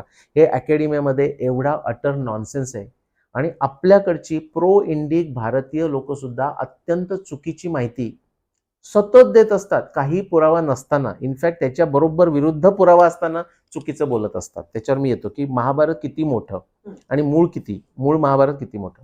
पण त्याच्या आधीचं की व्यासानी महाभारत तयार केलं आणि आपल्या शिष्यांना शिकवलं. त्याच्यामध्ये आणखी शुक गोस्वामी वगैरे बाकी सगळे सुद्धा होते. त्या शिष्यांनी आपल्या शिष्यांना शिकवलं. त्यातली आपण एक लाईन घेऊया, कारण ते आत्ता आपल्याकडे जे महाभारत आहे ते तिथलं आहे. ते वैशंपायने त्यांचे एक शिष्य, त्यांनी शिकवलं. मग काही काळ गेल्यानंतर जन्मेजय म्हणजे अर्जुन, अभिमन्यू, परीक्षित आणि तर जन्मेजयाचं सर्पसत्र ते जेव्हा सुरू आहे तेव्हा वैशंपायनाने जन्मेजयाला महाभारत परत सांगितलं, आपल्या पूर्वजांची कथा. ते सांगत असताना तिथे रोमहर्षण सौती नावाचा एक व्यक्ती, तिथे विद्वान व्यक्ती बसलेली आहे, ते ऐकतात. ते संपल्यानंतर सर्पसत्र संपल्यावर ते नैमिषारण्यात जातात. तिथे शौनक ऋषींचा मोठा यज्ञ चाललाय, त्याच्यात ते म्हणतात कुठून आलात आणि काय, मग ते सांगितल्यावर ते परत सांगतात. ते जे सांगितलेलं आहे म्हणजे आत्ताच्या महाभारतामध्ये शौनक उवाच वगैरे सगळी गोष्टी आहेत, तर ते 4 वेळा झालं ना. म्हणजे व्यास ते वैशंपायन ते रोमहर्षण सौती टू शौनक हे आपल्याकडे आलेलं आहे. आता बरेच वेळा ते व्यासाने सांगितलेलीच गोष्ट सांगतोय, पण आपल्याकडे येताना वैशंपायन उवाचे असं येतं. त्या अर्थाने 4 एसेन्शियल्स आहेत आणि कधी कधी वाढताना थोडं भक्ती बिक्ती याच्या प्रकारामुळे थोडंसं काहीतरी ऍड होऊ शकतं. पण ब्युटी अशी आहे की व्यासानीच ते असं इतकं कोडं घालून ठेवलंय की ते कोडं न कळल्यामुळे कुणी त्यातलं जास्त काढायचा प्रयत्न केला तरी त्यांना माहिती नाही काय काढायचं नाही काय घालायचं. जसं आपल्याला एन्क्रिप्शन असतं ना ईमेलचं, ते पाठवताना मध्ये कोणी जास्त ब्रेकिंग करू शकत नाही, अगदीच हुशार माणूस असला तरच करू शकेल. ते त्या माणसाला वाचता येतं, त्याच्याकडे पासवर्ड आहे, ह्याच्याकडे पासवर्ड आहे. तशीच अवस्था झालेली आहे की ते मधल्या लोकांनी जरी त्याच्यात भर घातली, मागे पुढे काही केलं, तरी मूळ महाभारताच्या ज्या कथेला किंवा त्याच्या काळाकरताचे जे संदर्भ आहेत याला कशालाही धक्का लागलेला नाही. हे मी अगदी छातीठोकपणे सांगू शकतो. हे भर पडलेली आहे. त्यामुळे जे आपल्याकडे येतं ते तसंच आहे असं म्हणता येईल. आता तुमच्या तो प्रश्नाकडे येऊ. प्रश्न जो तुम्ही मगाशी म्हणालात की अकॅडमिक्स इतकं नॉनसेन्स आहे, ते काय आहे? ते काय सांगतो तुम्हाला. आता जर तुम्ही आणि मुद्दाम बघा, तुम्ही मुद्दाम नावं सांगत नाही, मी नावं सांगायला कधीच घाबरत नाही. पण मग लोकांना कसं वाटतं की ते पर्सनल मी त्यांच्यावर अटॅक केला. त्यांच्यावर पर्सनल अटॅक नाही. माझं साधी हे आहे की बाबांनो, तुम्ही जी चूक केलीत ना, ते काही मोठ्यानं मी कल्पा करायची गरज नाही. पण मान्य करा, तर तो गाढवपणा पुढे कंटिन्यू नका ना करू. पण तेच करतात अजूनही. अशी एक आत्ता परंपरासारखे असं आहे की पहिल्यांदा आता आपल्या महाराष्ट्रामध्ये सुद्धा त्यांचा काही अभ्यासच नव्हता, पण आनंद साधले म्हणजे जय नावाचा इतिहास असं त्यांनी पुस्तक लिहिलं. त्यांच्याबद्दल मी बोलत नाही खरं. मी तर म्हणतो अगदी महाभारताला चांगलं मानणाऱ्या लोकांबद्दल सुद्धा बोलतो. यांनी तसा विचित्रपणा करून ठेवलेला आहे आनंद साधले वगैरे. काही जे तोंडाला आलं ते इरावती कर्वे. आता इरावती कर्वे ही मोठी विदुषी म्हणायचं, पण महाभारताचं युगांत पुस्तक लिहिताना अत्यंत चुकीच्या गोष्टी ज्या महाभारतात नाही त्या त्याच्यात त्यांनी टाकलेल्या आहेत. तिसरी व्यक्ती म्हणजे मराठी लोकांकरता नक्की माहिती करून घ्यायची गरज आहे. दुर्गा भागवत. लोक दुर्गा भागवत म्हटलं की काय छान लिहितात. मी पण पुस्तक वाचतो त्यांची. पण व्यासपर्व जर तुम्ही बघितलं तर हे कळतच नाही की दुर्गा भागवताना नक्की म्हणायचंय काय. म्हणजे कधी ते व्यासाला दोष देतात, कधी भीमाला दोष देतात. म्हणजे व्यासाला म्हणजे की हे व्यासानं मग त्याच्यात ते टाकलं, अरे मग ते टाकलं तर भीमाला कशाला दोष देताय. ते कॅरेक्टर आहे त्यांच्या नॉव्हेलमधलं. म्हणजे नक्की आपल्याला कळत नाही त्यांना इतिहास म्हणायचंय का मिथॉलॉजी म्हणायचंय. असं बऱ्याच अनेक लोकांनी गोंधळ करून ठेवलेला आहे. त्यातला हा गोंधळ एक की मूळ जे महाभारत आहे असे म्हणजे आनंदराव साधले म्हणतात, पण आणखी अनेक सुद्धा. म्हणजे आता मधल्या काळामध्ये आमच्या चांगल्या आणि खूप विदुषी आहेत त्या सुचेताताई परांजपे, तुम्हाला माहित असेल तर त्यांनी सुद्धा असं म्हटलेलं आहे. मग मी ते एका ठिकाणी सांगितल्यानंतर मी म्हटलं हे दादांत खोटं आहे. आता सुचेताताईंचा प्रॉब्लेम नाही, मलाही प्रॉब्लेम नाही. मी त्यांच्या घरी गेलो पुण्याला, आम्ही फोटो घेतला आणि मी म्हटलं सुचेताताई त्यांचा आणि माझा, म्हटलं हा व्हायरल होणार. लोकांना वाटतं आम्ही तलवारी घेऊनच युद्ध करतोय. तर तो 8,000 असं आहे. बरीच लोक सगळी असं सांगतात, फक्त सुचेताताईंनी. हे आपले पद्मश्री सुभाष काक तेही कंटिन्युअसली तेच म्हणतात. त्यांना मी एकदा खूप वर्षापूर्वी प्रश्न विचारला होता की असं तुम्ही का म्हणताय. त्यांनी काही उत्तर दिलं नाही मला. ते असं आहे की पहिलं जे महाभारत होतं ते 8,800 श्लोकांचं होतं. त्यानंतर वैशंपायनाने ते वाढवून 24,000 श्लोकांचं केलं आणि त्यानंतर मग वर्षानुवर्षे भर पडत ते 1,00,000 श्लोकांचं झालं. अशी ही कथा ही लोक सांगतात. ही धादांत खोटी आहे. ह्याच्या बरोबर उलट आता ह्यांचा पुरावा काय, ह्याच्याशिवाय हा आता मी जो सांगणार आहे तुम्हाला ह्याच्याशिवाय पुरावाच नाहीये कुठे. हा महाभारतातच लिहिलेला आहे. तो काय सांगतो तुम्हाला पुरावा. पुरावा असा आहे, पहिल्यांदा 8,800 श्लोकांचं वर्णन येतं. ते असं येतं की ह्या महाभारत ग्रंथामध्ये असे 8,800 गूढ श्लोक आहेत. त्याचा अर्थ व्यासांना माहिती आहे, त्याचा अर्थ वैशंपायनाला माहिती आहे, त्याचा अर्थ शुकाचार्याला माहिती आहे, पण संजयाला माहित आहे की नाही माहित नाही, अशा अर्थाचा श्लोक येतो. ते गूढ श्लोक आहेत 8,800. त्यानंतर तुम्ही पुढे गेलात, हे पहिल्याच आपल्या आदी पर्वामध्येच येतं. असं वर्णन आहे की वैशंपायनानं महाभारतातली उपाख्यानं बाजूला काढली आणि उरलेल्याचा 24,000 श्लोकांची भारत अशी संहिता निर्माण केली. नाही वैशंपायन. पण बघा ना, उपाख्यानं बाजूला काढली आणि 24,000 भारत नावाची संहिता केली. आणि पुढचं असं येतं की व्यासानी 1,00,000 श्लोकांचा हा मोठा ग्रंथ लिहिला होता. त्याच्या पुढेही वर्णन आहे, त्याचं मी तुम्हाला नंतर इंटरप्रिटेशन सांगतो. असं आहे की हे आपल्या मानवाकरता 1,00,000 लिहिलं, पण देवाकरता 60,00,000 वगैरे अशी म्हणजे वाल्मिकी रामायणाचं तशी वर्णन आहे. त्याचं माझं उत्तर काय माहितीये का, मी जेव्हा माझं पहिलं पुस्तक लिहिलं ना, तर आधी मी तर काय प्लास्टिक सेल्स पर्सन, पुस्तक कसं लिहायचं माहिती नाही. म्हणजे संशोधन केलंय पण पुस्तक लिहायचं माहिती नाही. मला माहिती नाही की आता काय पुस्तक लिहायला आहे का आपल्याकडे. पण जेव्हा मी ऍक्च्युली लिहायला लागलो तर मला उलटा प्रॉब्लेम झाला की मला जे सगळं काही सांगायचं ते एका पुस्तकात राहत नाहीये. मग हे काढूया ते काढूया करता करता मी तुम्हाला सांगतो, एक जे पहिलं when did the Mahabharata war लिहिलं, तर माझ्याकडे अजूनही ते करता करता मी काढून टाकलेल्या ज्या गोष्टी आहेत त्या खूप इंटरेस्टिंग आहेत. आता आपण जशा डिस्कस करतोय तशा त्याची 30 पुस्तकं होती. आता हे आपल्या मजेशीर मेटाफोरिकल असं म्हणता येईल की हे मी पुस्तक केलं, हे आपल्या सामान्य मानवाकरता केलं, त्यांना ऍक्सेसिबल आहे. जी 30 पुस्तकं मी जी पब्लिश केलेलीच नाही ते देवांकरता. अशा अर्थाने त्यांनी खूप काही लिहिलं असेल नोट्समध्ये, ते काय सगळं त्याच्यात गेलं नसेल. तर ह्याचं उत्तर काय, पहिल्यांदा 1,00,000चं त्यांनी केलं. त्याच्यामधली उपाख्यानं काढून वैशंपायनं 24,000ची एक भारत संहिता केली आणि अशा या ग्रंथामध्ये 8,800 गूढ श्लोक आहेत. हे खरी वस्तुस्थिती आहे. पण त्याचं पूर्ण विपर्यय करून उलटं काहीतरी सांगणं आणि तेच ती स्टोरी सांगणं, याच्यामध्ये काय लोकांना मिळतं हे मला कळलेलं नाही. बरं, असं कुठेतरी त्यांच्याकडे पुरावा असेल तर त्याने आणायला पाहिजे. तो कधी आणत नाही. आणि मग असं जर विचारला प्रश्न तर त्याच्यावर सायलेन्स ठेवतात. न्यायदर्शन म्हणतं, तुम्हाला जेन्युइन प्रश्न विचारला आणि त्याचं तुम्ही उत्तर दिलं नाहीत तर तुम्ही तुमचा पराभव मान्य करताय. असं न्यायदर्शनात एक निग्रह स्थान आहे. ही त्याची कथा. म्हणजे मुळात आपण म्हणूया महाभारतात 1,00,000 श्लोक आहे आसपास, आधीच आहे, अगदी. आसपास म्हणजे हो. अगदी डोबळ नाही हो, पण डोबळ बरोबर. 1,00,000 श्लोक आहे त्याप्रमाणे महाभारत घडलं. हो. तुम्ही मगाशी म्हणालात की जे युद्ध क्षेत्रात कुरुक्षेत्रात जे घडलं हो. ते आपण असं समजूया की ते एम्बॅलिशमेंट होतं. हो. पण म्हणजे मग नक्की काय होतं, म्हणजे अश्वत्थामा गेला काय हम्म. किंवा हा सूर्य हा जयद्रथ काय किंवा हा. चक्रव्यूह काय. हा. चक्रव्यूहाची गोष्ट तर हो. आपण अगदीच हो, हो. रंगून नाही, तिथे एम्बेलिशमेंट नाही. आपण आता एक एक जाऊया. पण समजा काय होतं, प्रत्येक दिवशी कौरव सेना एका प्रकारचा व्यूह रचत असे आणि त्याला तोडीस तोड म्हणून पांडव सेना रचत असे आणि वाईस वर्सा. त्या प्रत्येकाची नावं आहेत. म्हणजे ह्यांनी गरुड केला तर त्यांनी सेन केला, यांनी मकर केला तर त्यांनी काहीतरी दुसरं केलं, चक्रव्यूह एक दिवशी केला. तर हा द्रोणाचार्यांनी रचलेला आहे. तर ती व्यूहरचना आपले आहेत ना, मेजर कर्नल, त्यांचं काय जे टायटल्स आहे, मेजर ते जी.डी. बक्षी, हां, ते आमचे चांगले मित्र आहेत. तर ते प्रेझेंटेशन पण देतात. म्हणजे ते म्हणतात की हा व्यूह कसा असेल, आता थोडीशी कल्पना आपली, पण त्यांना मिलिटरीचं चांगलं उत्तम ज्ञान असल्यामुळे ते दाखवतात ना, की म्हणजे हे असं केलं तर असा का करायचा, हा जर व्यूह असेल तर त्याच्यामधली स्ट्रॅटेजी काय असते. तर ते त्या काळी होते तुम्हाला. तर ते तसे व्यूह म्हणजे त्याच्यात काहीच एम्बेलिशमेंट नाही त्याच्यामध्ये. दुसरा काय मुद्दा होता तुमचा? हा सूर्य हा जय. हां, आता हा सूर्य हा जयद्रथमध्ये तुम्हाला काय म्हणायचं मला माहित नाही, पण लोक असं म्हणतात, मला असं प्रत्येक वेळी विचारतात आणि मी इतका कंटाळलोय त्याला, की मग त्या दिवशी पण निलेशजी मला सांगा, की त्या दिवशी ते सूर्यग्रहण खरोखर होतं का? त्याचं उत्तर नाही असं आहे. तो जयद्रथाचा जो 14वा दिवस आहे, की ज्या दिवशी जयद्रथाला मारण्यात आलं, तो पौर्णिमेचा दिवस आहे. कधी पौर्णिमेला सूर्यग्रहण कधी होतच नाही. म्हणजे झालंच तर चंद्रग्रहण होईल आणि चंद्रग्रहण झालेलं आहे, पण ते पुढच्या दिवशी झालेलं आहे, 15व्या दिवशीच्या शेवटी झालेलं आहे. पण त्यामुळे सूर्यग्रहणाचा संबंधच नाही. मग नक्की काय झालं? कृष्णानं सरळ स्पष्ट शब्द वापरलेला, योगमाया त्याने वापरली. योगमाया म्हणजे हिप्नॉटिझम सारखं समजा किंवा सिलेक्टिव्ह हिप्नॉटिझम.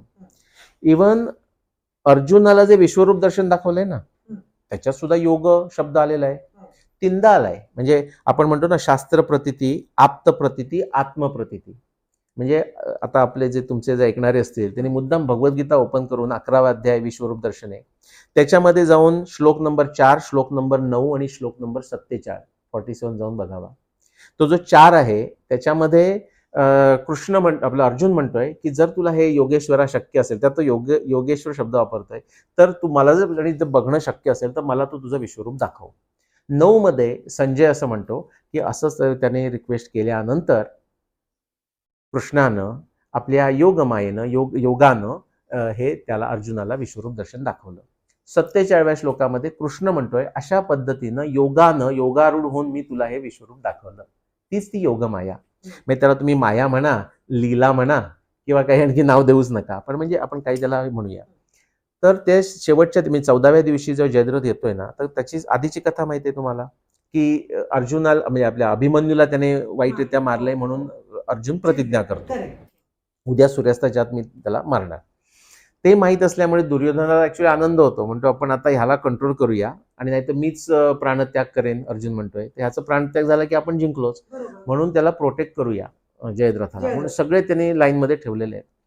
तर जे कृष्ण जे त्यावेळीची जी मी युद्धाच्या वेळी आफ्टरनूनमध्ये जी काही करतो कृती, त्याचं असं वर्णन करता येईल. आणि ते जर तुम्ही वाचले श्लोक तर तुमच्या लक्षात येईल. अगदी काय सगळं स्पष्ट आहे असं नाही, पण तिथं असं दाखवलंय की ते चला दिवस संपला असं कौरव योद्ध्यांना वाटलं, म्हणून ते निघून गेले जे जयद्रथाला संरक्षण करत होते. आणि जयद्रथ कृष्ण आणि अर्जुनाकडे बघतोय आणि वर बघतोय आणि त्याला तो सूर्य दिसतोय. म्हणजे हे हिप्नॉटिझम जयद्रथावर नव्हतं, हे उरलेल्या योद्ध्यांवर होतं. ते निघून गेले, त्याचं संरक्षण निघून गेलं आणि मग तेव्हाच कृष्णाचं वाक्य आहे की हा बघ, हा आता जयद्रथ. आणि आपण जी कथा ऐकतो ना की सगळं शांत झालं, मग ते एकत्र आले, आता अर्जुनानं चिता रचली, हे सगळं प्रवचनकारांनी पुढे केलेलं. अर्थात प्रवचनकारांना दोष देण्यात अर्थ नाही. काय झालं, प्रवचनकारांनी इतक्या इंटरेस्टिंग करून ठेवल्यामुळे ते आपल्यापर्यंत आलं. तर त्यांनी त्यांचं काम केलेलं आहे. ते महाभारत रामायण जाणून घेतलं. हा, आणि ते म्हणजे आजी मुलाला सांगतात अशा त्या राहिल्या. कारण जर आपण ते जसं जॉन स्टाईनबॅकचा जो कोट सांगितला की if it is not about you will not remember unless it is interesting, तुम्ही लक्षात नाही ठेवणार ते. म्हणून तो अतिशयोक्ती अलंकार हिप्नॉटिझम सांगितलं तर कोणी ऐकणार नाही, पण रंगवलं तर ती गोष्ट गोष्ट झाली. नुसतेच समजा आता महाभारतामध्ये जे 300 खगोलशास्त्रीय पुरावे आहेत ते सांगत बसले तर म्हणजे जाऊ दे ना, माझा खगोलशास्त्र विषय नाही. पण ते व्यासाने इतके मध्ये मध्ये घातले की 10व्या दिवसाच्या युद्धाला तर अश्वत्थामेच्या तोंडात घातलंय की तो म्हणतो चंद्र जो उगवलाय तो त्याचे जे पॉइंटेड एंड्स आहेत ते खाली करून उगवलाय, म्हणजे तो शुक्ल पक्षाचा चंद्र आहे. त्याच्यावरूनच आपल्याला कळतं की मार्गशीर्ष शुक्ल एकादशी ज्या दिवशी आपण गीता जयंती साजरी करतो तो म्हणजे पहिला दिवस, तो युद्धाचा पहिला दिवस नाही. इनफॅक्ट महाभारतामध्ये 40च्या पेक्षा जास्त पुरावे आहेत चंद्राच्या कला आणि चंद्राची नक्षत्र. याच्यामुळे आपल्याला कळतं की कार्तिक अमावास्या हा युद्धाचा पहिला दिवस आहे. म्हणजे दिवाळीनंतर. हा म्हणजे आता बरोबर, दिवाळी ही अश्विन अमावास्या अश्विन अमावास्या एक महिन्याने. दिवाळीनंतर. पण त्याच्यात दुसरा आपण बघा महिने बदलले ना रामायणामध्ये, तसा आत्ता जो मार्गशीर्ष डिसेंबरमध्ये येतो ना, म्हणजे हेमंत ऋतूच्या शेवटी येतो, तेव्हा मार्गशीर्षामध्येच युद्ध झालं, पण तो शरद ऋतूचा पहिला महिना होता. बघा आता मी तुम्हाला प्रश्न विचारणार की एक महिना ऋतूच्या संदर्भामध्ये जायला किती वर्ष लागतात? 12,000 नाही एक महिन्यानं 2000 वर्ष लागतात. आत्ता मार्गशीर्ष हेमंत ऋतूचा दुसरा महिना आहे, म्हणजे डिसेंबरमध्ये येतो. दिवाळीनंतर. 2000 वर्ष मागे गेलात तर तो हेमंत ऋतूचा पहिला महिना येईल, म्हणजे आपल्याला 4000 वर्ष मागे जावं लागेल. आणखी 2000 वर्ष मागे गेलात तो शरद ऋतूचा दुसरा महिना होईल, म्हणजे 6000 वर्ष झाली. आणखी जर एक महिना मागे गेलात तर साधारण 8000 वर्ष, आणि तो शरद ऋतूचा पहिला महिना येतो. आणि तसाच यायला पाहिजे, कारण युद्ध सुरू झाल्यानंतर 10व्या दिवशी भीष्म पडले शरशय्येवर, आणि महाभारत सांगतं की तेव्हापासून ते उत्तरायण म्हणजे विंटर सोल्स्टिस 21 जून आता 21 डिसेंबर आत्ताचा, तोपर्यंत ते 95 दिवसापेक्षा जास्त काळ शरशय्येवर होते भीष्म. म्हणजे युद्धाचा जो पहिला दिवस आहे तो उत्तरायणापासून म्हणजे 21 डिसेंबर पासून कमीत कमी 105 दिवस दूर आहे, आधी आहे. म्हणजे 3.5 महिने झाले, 30. मग तुम्ही 3.5 महिन्याचा हिशोब करा, किती येतात? 8,000, 6,000, आणि त्याच्यामध्ये म्हणजे 7,000, 5,561. पण मग नक्की युद्ध कधी सुरू झालं तारखेप्रमाणे? म्हणजे आताची तारीख तिथीप्रमाणे कार्तिक अमावास्या, म्हणजे पुढचा दिवस मार्गशीर्ष शुक्ल प्रतिपदा. आणि जुलियन कॅलेंडर, आता आपण ग्रिगोरियन कॅलेंडर वापरतो, त्यात थोडा फरक आहे जुलियन मध्ये, पण तुम्ही मागचं जर गेलात तर जुलियन वापरायचं. तर त्याप्रमाणे 16 डिसेंबर 5561 BC हा युद्धाचा पहिला दिवस. सॉरी, 16 डिसेंबर नाही, 16 October, forgive me, slip of tongue. 16 ऑक्टोबरला युद्ध सुरू झालं आणि 2 नोव्हेंबर पर्यंत 18 दिवस चाललं. ते पडले म्हणजे धारातीर्थी. ते 25 ऑक्टोबरला पडले. 16, 17, 18, 19, 20 करत गेलात तर 25ला 10वा दिवस येतो. आणि तेव्हापासून ते 31 जानेवारी 5560 BC एवढं युद्ध चाललं. नाही, युद्ध नाही, युद्ध 18 दिवस चाललं, पण ते 98 दिवस शरशय्येवर आहेत भीष्माचार्य. युद्ध झाल्यानंतर पण ते शय्येवर होते ना. आपण त्याच्यावर थोडंस सांगतो तुम्हाला, म्हणजे युद्धाच्या दरम्यानच त्यांनी मग प्राण सोडले. नाही तसं नाही. म्हणजे आपण महाभारत पाहिलं ते त्याच्या पाहिलं सो त्यांनी दाखवलं असेल लांबलचक. पण ते असं आहे की युद्ध 18 दिवस चाललं. पहिले 10 दिवस ते सरसेनापती होते कौरवांचे. 10व्या दिवशी ते पडले. पहिल्यांदा लोकांना वाटलं की ते गेलेच, पण ते म्हणले नाही, तसं मी आहे म्हणाले. ते इच्छामरण होतं ना, इच्छामरण. पण त्यांनी बघितलं म्हणजे सूर्याकडे, ते म्हणले अजून दक्षिणायन सुरू आहे. अर्थात त्यांना माहिती होतं. ते म्हणले नाही, मला उत्तरायणपर्यंत वाट बघायची. मग त्यांनी तो एरिया होता ना, म्हणजे तुम्ही आता जर कुरुक्षेत्रात गेलात तर जिथे गीता सांगितली त्याला ज्योतिसार म्हणतात, तिथून अगदी 1.5 किलोमीटरवर भीष्माचार्यांची जागा आहे, जिथे शरशय्येवर पडून होते तिथे. तर तिथे त्यांना, कारण धर्मयुद्धच आहे, प्रोटेक्ट केलं. तिथे त्यांना सैनिकही ठेवले बाजूला, त्यामुळे तो एरिया पुढचे 8 दिवस युद्धाकरता वापरला गेला नाही. आता मी तुम्हाला पूर्ण कथा सांगतो की 8 दिवस आणखी युद्ध चाललं. 8व्या दिवशी आठवतंय, अश्वत्थामा रात्री गेला आणि द्रौपदीच्या सगळ्या पुत्रांचा त्याने संहार केला वगैरे. आणि पण त्याने तसं नाही, त्याला तसंही मारायचं होतं, कारण त्याने बाकी अनेकांना मारलं ना, दृष्टद्युम्न वगैरे, म्हणजे तो कृपाचार्य, ते गेले आणि सगळ्यांना जेवढे जे कोणी मिळाले त्यांना मारलं त्याने त्या दिवशी. मग तो पळून गेला घाबरून, कारण त्यांना माहिती आहे काय होणार आहे. मग ते भीम अर्जुन गेले, त्याला त्यांनी ते ब्रह्मास्त्र वगैरेची कथा ती आपण घेऊ. म्हणजे ब्रह्मचर्य म्हणजे काय असं मला आठवण केली तर मी तुम्हाला ती कथा सांगेन. ब्रह्मचर्य सगळ्यांना विषय इंटरेस्टिंग वाटतो आणि आवडतो किंवा भीती असते, राईट. सो भीष्म हे 10व्या दिवशी युद्धात पडले. त्यानंतर युद्ध 8 दिवस आणखी सुरू झालं. त्यानंतरची आपण ही कथा घेतली. त्यानंतर काय होतं, सगळे जे म्हणजे युद्ध संपलं आणि मग सगळ्या कुरुस्त्रिया तिथे भूमीवर येतात आणि मग आपले भाऊ, आपले पती, आपले पिता सगळे नातेवाईकांचं शोधतात. त्यानंतर युधिष्ठिर सगळ्यांना हे करतो, म्हणजे ऑर्डर देतो आपल्या लोकांना, की आता ह्यांची जी अग्निकर्म जी सगळी करायला पाहिजे ती करा. असं त्याच्यात त्याच दिवशी ते होतं असं समजा, म्हणजे दुसऱ्या दिवशी युद्धाच्या नंतर संपल्यानंतर पुढच्या दिवशी. पूर्ण रात्र सगळे रोडतायत, रडतायत सगळे वगैरे अशी वर्णन हां, असं ते वर्णन आहे. स्त्री पर्व त्याला म्हटलेलं आहे. सौतिक पर्व झालं, त्यानंतर स्त्री पर्व झालं आणि त्यानंतर आपलं शांती पर्व सुरू होतं. तर त्याच्याचं वर्णनच असं आहे, की मग ते सगळे म्हणजे जे आपण काय म्हणतो त्याला म्हणजे आपण सूतक म्हणतो मराठीमध्ये, असं जे ते आहे, ते त्याचे जे विधी आहेत ते करायला सगळे लोकं म्हणजे सगळेच जे उरलेले आहेत ते गंगेच्या किनाऱ्यावर जातात. आणि आपल्याला जो शांती पर्वाचा पहिला श्लोक आहे तो सांगतो, की ते गंगेच्या किनाऱ्यावर गेले आणि तिथे 1 महिनाभर राहिले. मासम एकम बहिपुरात, शहराच्या बाहेर. आता हा हिशोब करा थोडासा, म्हणजे पहिले भीष्म 10व्या दिवशी पडले, 18व्या दिवसामध्ये युद्ध होतं, जे 10, 11, 12 करत गेला तर ते 9 दिवस होतात संपेपर्यंत. मधले आपण घेऊयाच नको, तर ते 9 दिवस झाले. त्यानंतर आपल्याला सांगतात मासम एकम बहिपुरात, ते गंगेच्या काठावर 1 महिना घालवला. मग ते 30 दिवस घ्या. तो 39 दिवस झाले. त्यानंतर युधिष्ठिर हस्तिनापुरात परत येतो, म्हणजे धृतराष्ट्र, गांधारी, कुंती सगळे आहेत. आणि मग तो लगेच तिथल्या वेगवेगळे पॅलेसेस आहेत ते असाइन करतो, म्हणजे दुःशासनाचा पॅलेस दुर्योधनाला वगैरे असं तो पॅलेस हे असाइन करतो. मंत्री नेमलो, कारण आता एकदम कठीण परिस्थिती झालेली आहे, बरेच लोक 99% सगळे गेलेले आहेत. असं करतो. हे चालू असताना आणि जे लोक गेलेले आहेत त्यांच्या उदरनिर्वाहाची, त्यांच्या फॅमिलीची सोय वगैरे असं सगळं तो करतोय, दान देतोय. त्यावेळी कृष्ण त्याला आठवण करतो, की कोणतरी तुझी वाट बघतंय. ह्याच्या मागचं थोडंसं बॅकग्राऊंड सांगतो. तो 1 महिना त्या गंगेच्या काठी असताना तो सतत दुःखानं, म्हणजे युधिष्ठिर तुम्हाला साध्या भाषेत सांगायचं म्हणजे तो धर्म वगैरे आहे ते सगळं ठीक आहे, ते तुम्ही वाचा, महाभारत वाचा. पण युधिष्ठिर हा आपल्या मराठी साध्या भाषेत सांगायचं तर रड्या माणूस आहे. आता हे सुद्धा लोकांना शॉक होईल आणि लोकांना आवडणार नाही, पण त्यांनी महाभारत वाचावं आणि बघावं किती वेळा तो रडे आहे. प्रत्येक वेळी कोणतरी येऊन त्याला प्रॉपअप करतं. तर तसं ते व्यास वगैरे सांगतात, जरा काही झालं ना तो प्रश्न विचारतो, त्याची उत्तरं देतात. पण व्यास त्याला असंही सांगतात, की हा प्रश्न ना त्याचं उत्तर आता मी नाही देत, तो भीष्माला विचार नंतर. असं बरेच वेळा झालेलं आहे त्या महिन्याभराच्या डिस्कशनमध्ये आणि ते महाभारतात आहे सगळं. तर त्यावेळी कृष्ण येऊन त्याला आठवण करतो, की अरे कोणतरी तुझी वाट बघते, आपल्याला भेटायला जायचंय. तर कोण? तर भीष्माचार्य. मग त्या दिवशी मध्ये काही 1-2 दिवस गेले असतील, त्यानंतर ते सगळे कुरुक्षेत्रावर येतात हस्तिनापुरातून आणि भीष्माला भेटतात. आता लक्षात घ्या, त्या दिवशी कृष्ण भीष्माला सांगतोय, की आतापर्यंत तू राहिलायस ना, पण 50 षट्च कुरुप्रवीर शेषम दिनानाम तव जीवितस्य. आता तुझे आणखी 56 दिवस राहिले, कारण सगळ्यांना माहिती आहे तो विंटर सोल्स्टिस उत्तरायणाची वाट बघतोय. आता साधा हिशोब करा, 40 39ला आपण 40 करू आणि 56 किंवा म्हणजे अगदी 40 नाही केलं तर 95 आणि त्याच्यापेक्षा जास्त, कारण मध्ये 2-3 दिवस गेलेलेच आहेत, आपण काउंट केलेले नाही. म्हणजे ह्याच्यावरून मी तुम्हाला सांगतोय, की महाभारत सांगतं 95 दिवसापेक्षा जास्त.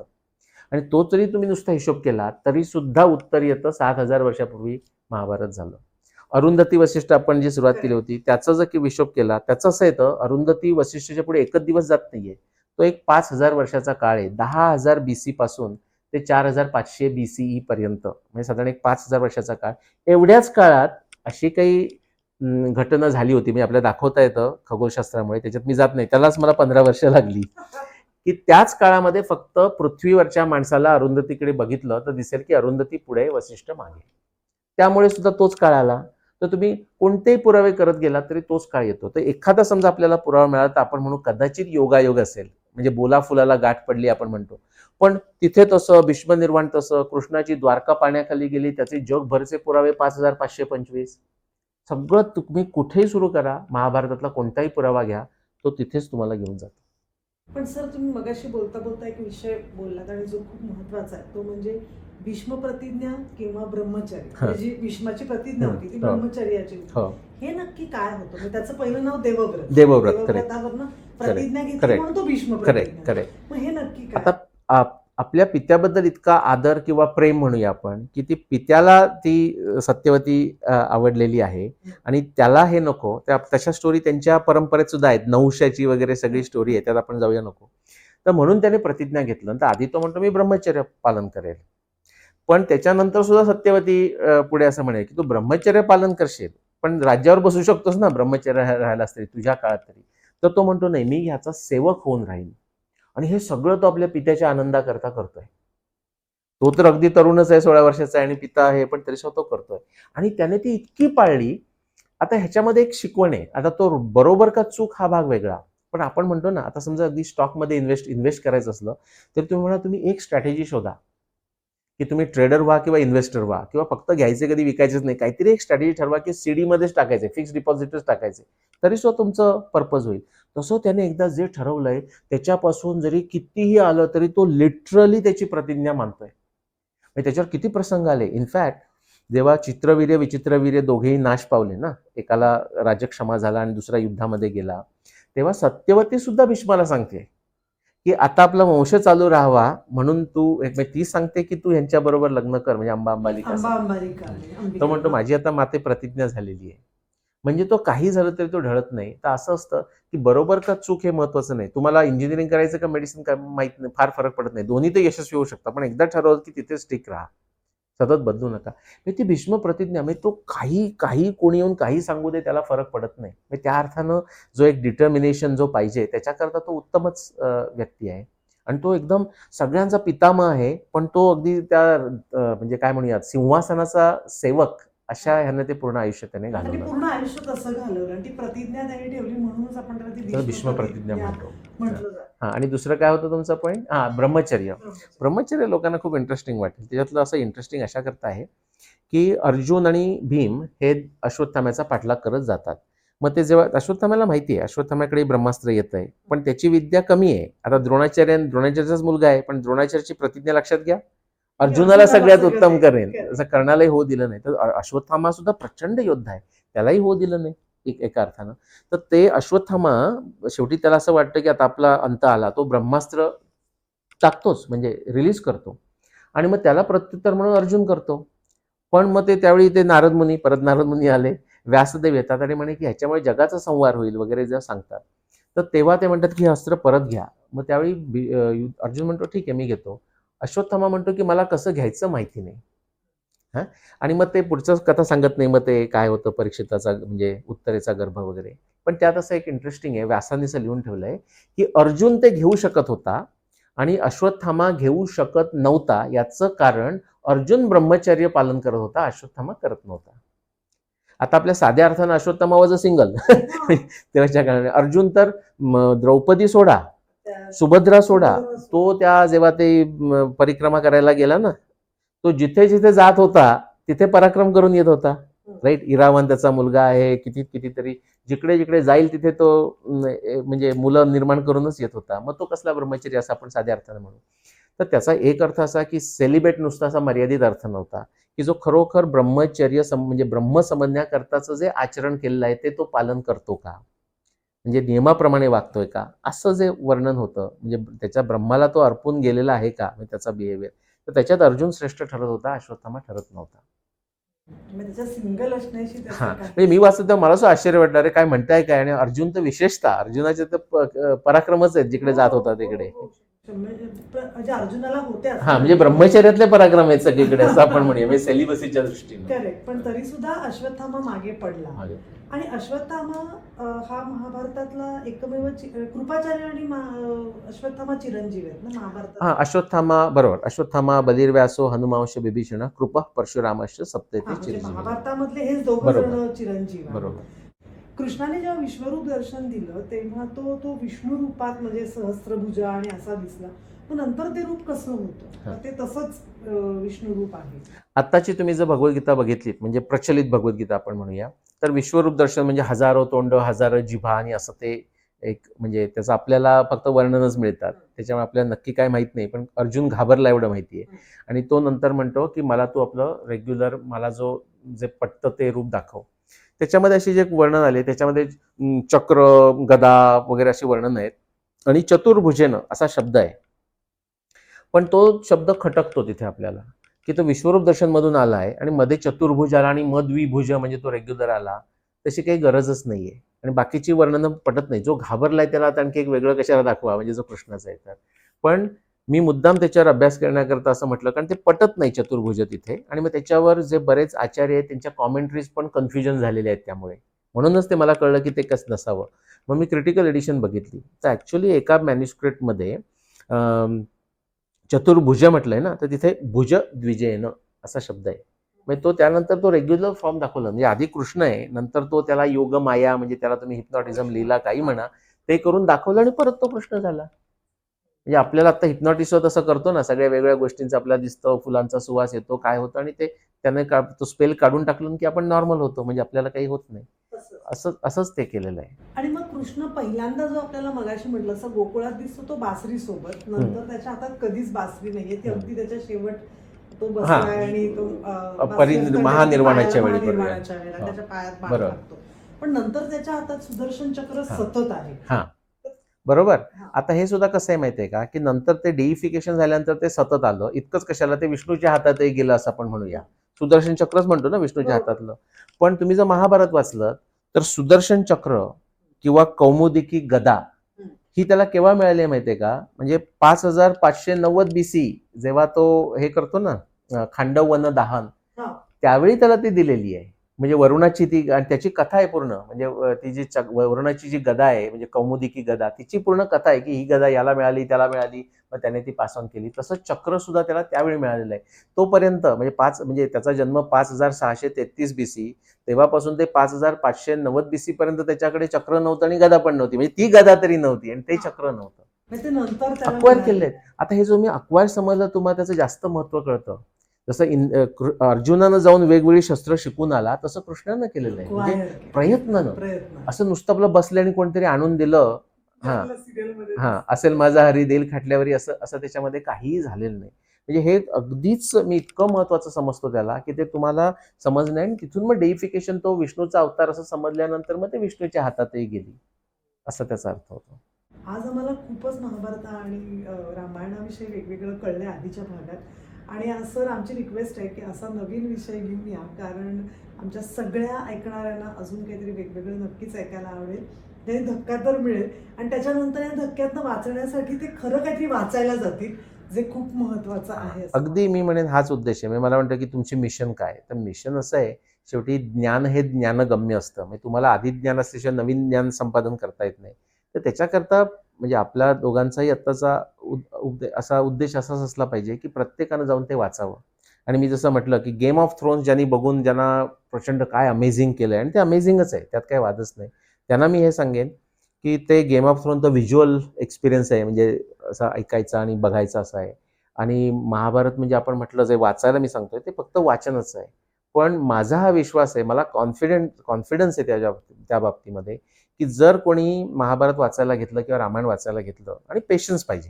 कारण मी जसं म्हटलं, व्यासांच्या भूमिकेत जाऊन तुम्हाला वाचता आलं पाहिजे किंवा वाल्मिकीच्या भूमिकेमध्ये, ते जर तुम्ही वाचलं तर अक्षरशः तुम्हाला गेम ऑफ थ्रोन सुद्धा की झाडकी पत्ती असं वाटेल. इतकं थरारक, इतकं प्रचंड, इतकं ज्ञानानं भरलेलं, अशा विचित्र, असं म्हटलेलंच आहे व्यासाने, इतक्या विचित्र गोष्टींनी भरलेला असा तो ग्रंथ आहे.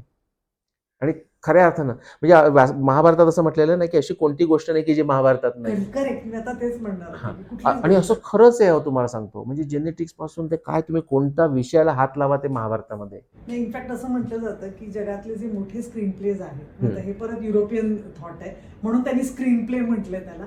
त्याच्यातलं one of the is Mahabharata, कारण तो बेस्ट स्क्रीन प्ले आहे. आपलं बॉलिवूड घ्या, परत जेव्हा येतं ते इतके होतात, म्हणजे आपले नाना पाटेकरांचं नाव घेतलं, त्याच्यात गोविंदा असतं किंवा असं काहीतरी असतं, आणि ते लगेच तो मूवी हिट होतो, कारण त्यांचा तो टिपिकल रोल असा, म्हणजे तो कृष्णाचा रोल पूर्णपणे तसंच केलं जातं. अनेक वेळा अनेक सिनेमे आहेत जे महाभारतावर आहेत, थोडा त्यातला एखादी घटना असेल. करेक्ट, पण तो युनिव्हर्सल आर्किटाईप आहे तो. येस, त्यामुळे ते असतंच. त्यामुळे असाच विषय घेऊन परत आपण भेटूया, पण तुम्ही आज एवढा वेळ काढला म्हणून आमच्याकडनं छोटंसं gift. Okay, thank you sir, thank you so much. धन्यवाद, नमस्कार. आणि खरं तर आज आपल्या कॅमेऱ्याच्या मागे निलेश पोख यांच्या मिसेस आल्यात, अश्विनीताई, त्यांच्यामुळे आज निलेश सर आपल्याला भेटले, त्यामुळे आमच्या टीमकडनं त्यांना सुद्धा एक छोटंसं गिफ्ट. थँक्यू अश्विनीताई.